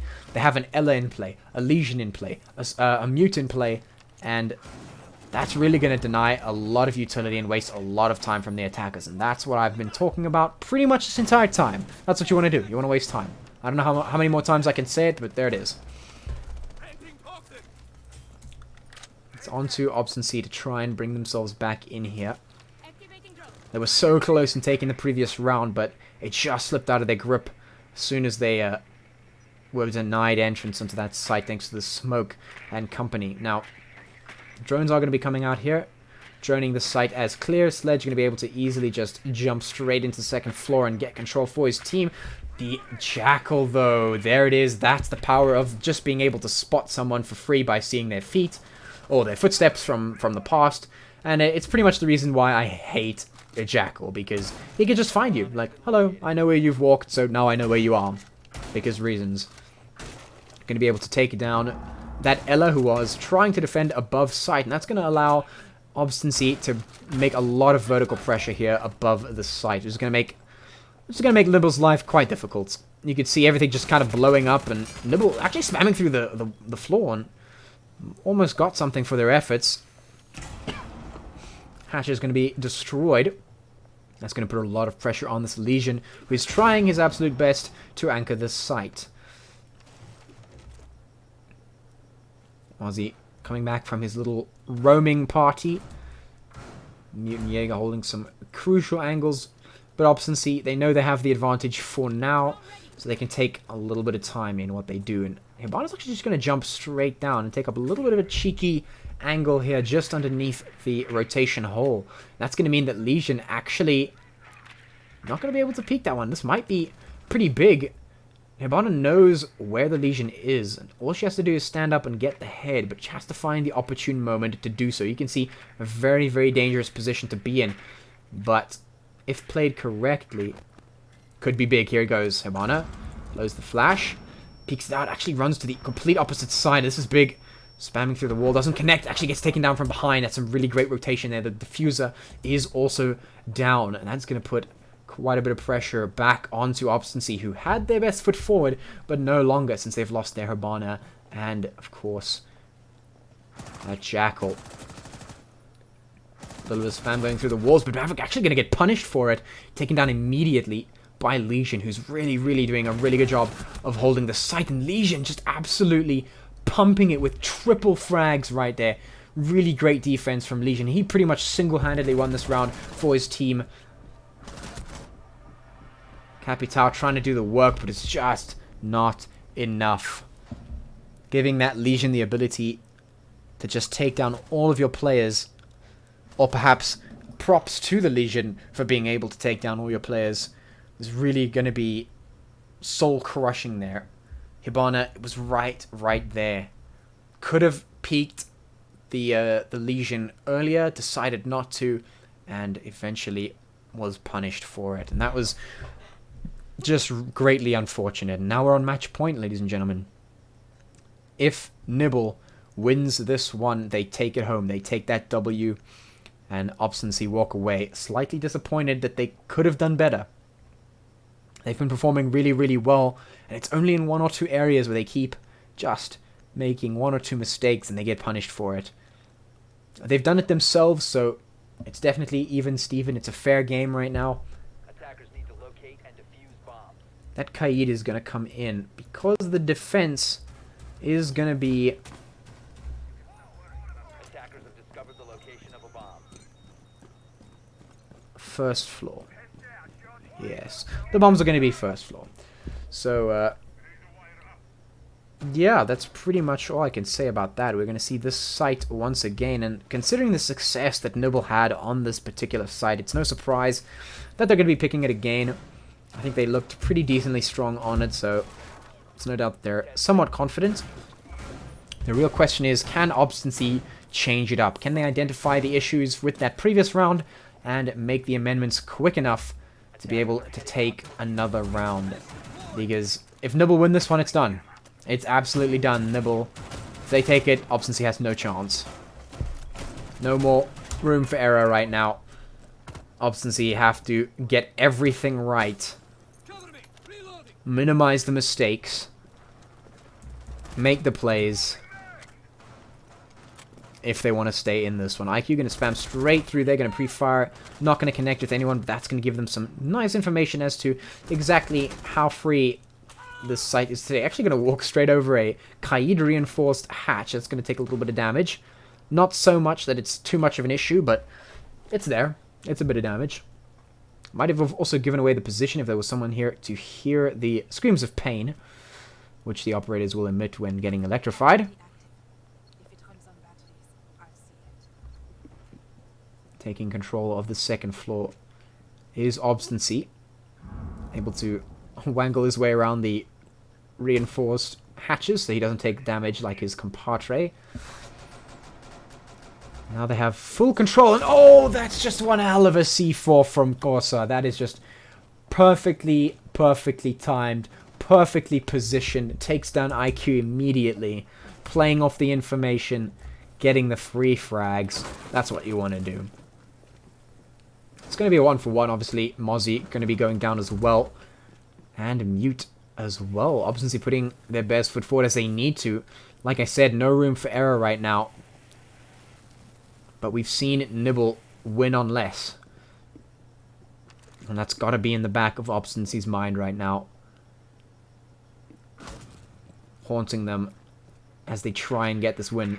And try and stop Nibble from running away with the rest of this round. Going to be using those drones. Playing nice and slow. Don't need to get aggressive here. They just need the information to play off of. Meanwhile, Nibble gonna have this laser beam of death, spotting out all the things that are going on. For those of you who aren't aware, this used to have an ACOG. Just let that sink in for a while. This thing with like 100 bullets in it that can shoot straighter than pretty much any other gun used to have an ACOG. Yeah.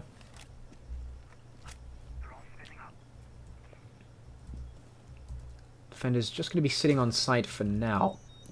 Attackers making their way towards this main entrance here. 15 seconds left. They got to pull the trigger, and they do. There it is. The bomb diffuser is going to go down, but can they defend this diffuser? That is the real question. Maverick's found through the smoke really great. Going to catch out one. Nibble's going to trade back, but Capital is there in the crucial spot, stopping it. There's the Maestro Cam doing its job.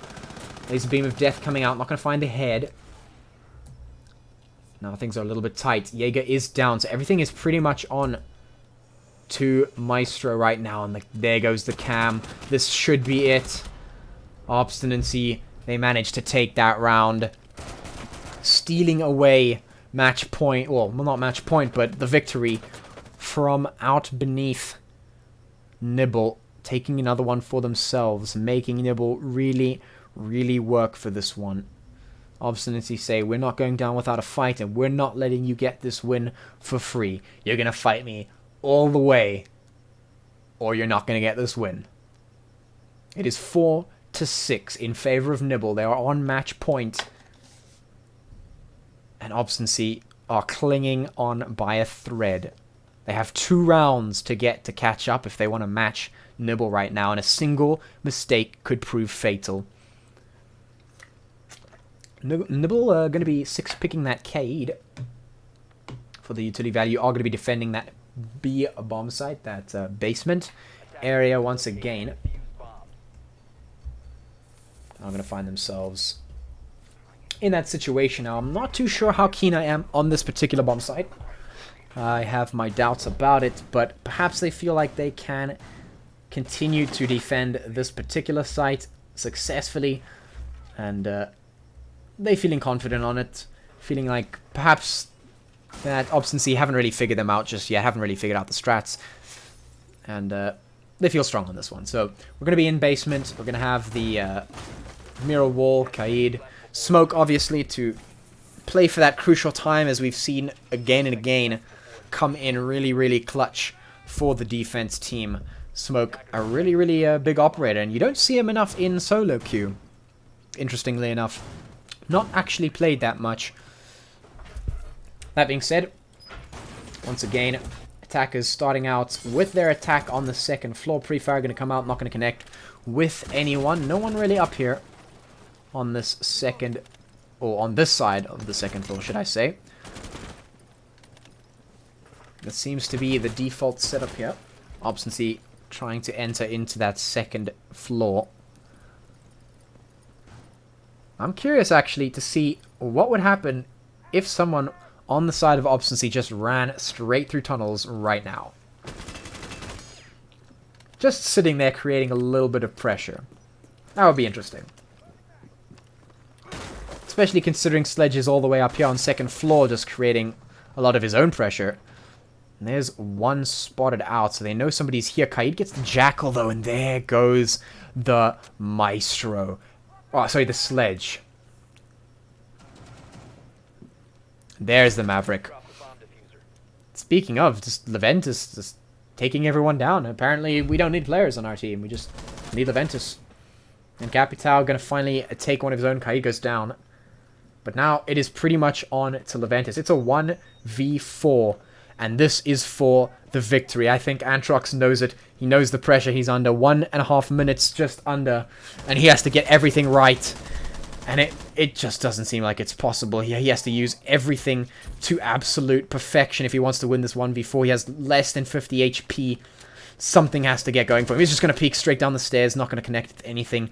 But he has to get going now. There's 1 minute and 10 seconds left on the clock. And he hasn't even gotten any edgeway into the site. Going to make his way towards there as quickly as he can. But you can see the panic. You can see the realization set in that he needs to get something done now. He's going to get challenged on the site, and there's nothing he can do about it. He has to win this peak. Here it goes, 50 seconds. There's the smoke wasting all that time. There's nothing he can do about it. There's pretty much absolutely no way he gets through this unless he just runs and hopes for the best. Here's one. Smoke grenade goes in. Sorry, firebolt goes in. He's going to peek straight through, and the mirror is there, and there it is. Nibble are gonna close it out nice and clean, taking the last round away from Obstinacy, and that is it. Victory for Nibble Esports, your grand finalists for Saturday Night Siege. Absolutely well played to both these teams. We saw some incredible plays from everyone involved. Really entertaining. Really great to watch. I'm so glad I got to witness this. Thank you so much, guys, for joining. Really appreciate it. Love it when you guys drop by. Thank you so much. And yeah, thanks for tuning in. As always, hopefully I'll see you again sometime. But that will be it from me. If you want to see more of me or just want to drop me a hello, you can pretty much find me everywhere on Patchwork Fennec. So yeah, that's a lot to spell, but you know, it's the name that I go by. So what can you do about it? Twitch.tv/PatchworkFennec is my Twitch channel, and you can follow me on Twitter at PatchworkFennec as well. Patchwork, like, you know, stitching stuff together, and Fennec like the fox. Yeah, it's cute. Anyway, thank you so much, guys, for tuning in, and a big shout out to the tournament organizers for hosting this stuff. And yeah, I'll see you again sometime soon. Cheers, and thanks for tuning in. Have a good morning, because it's 1 a.m. So yeah, sleep well, I guess.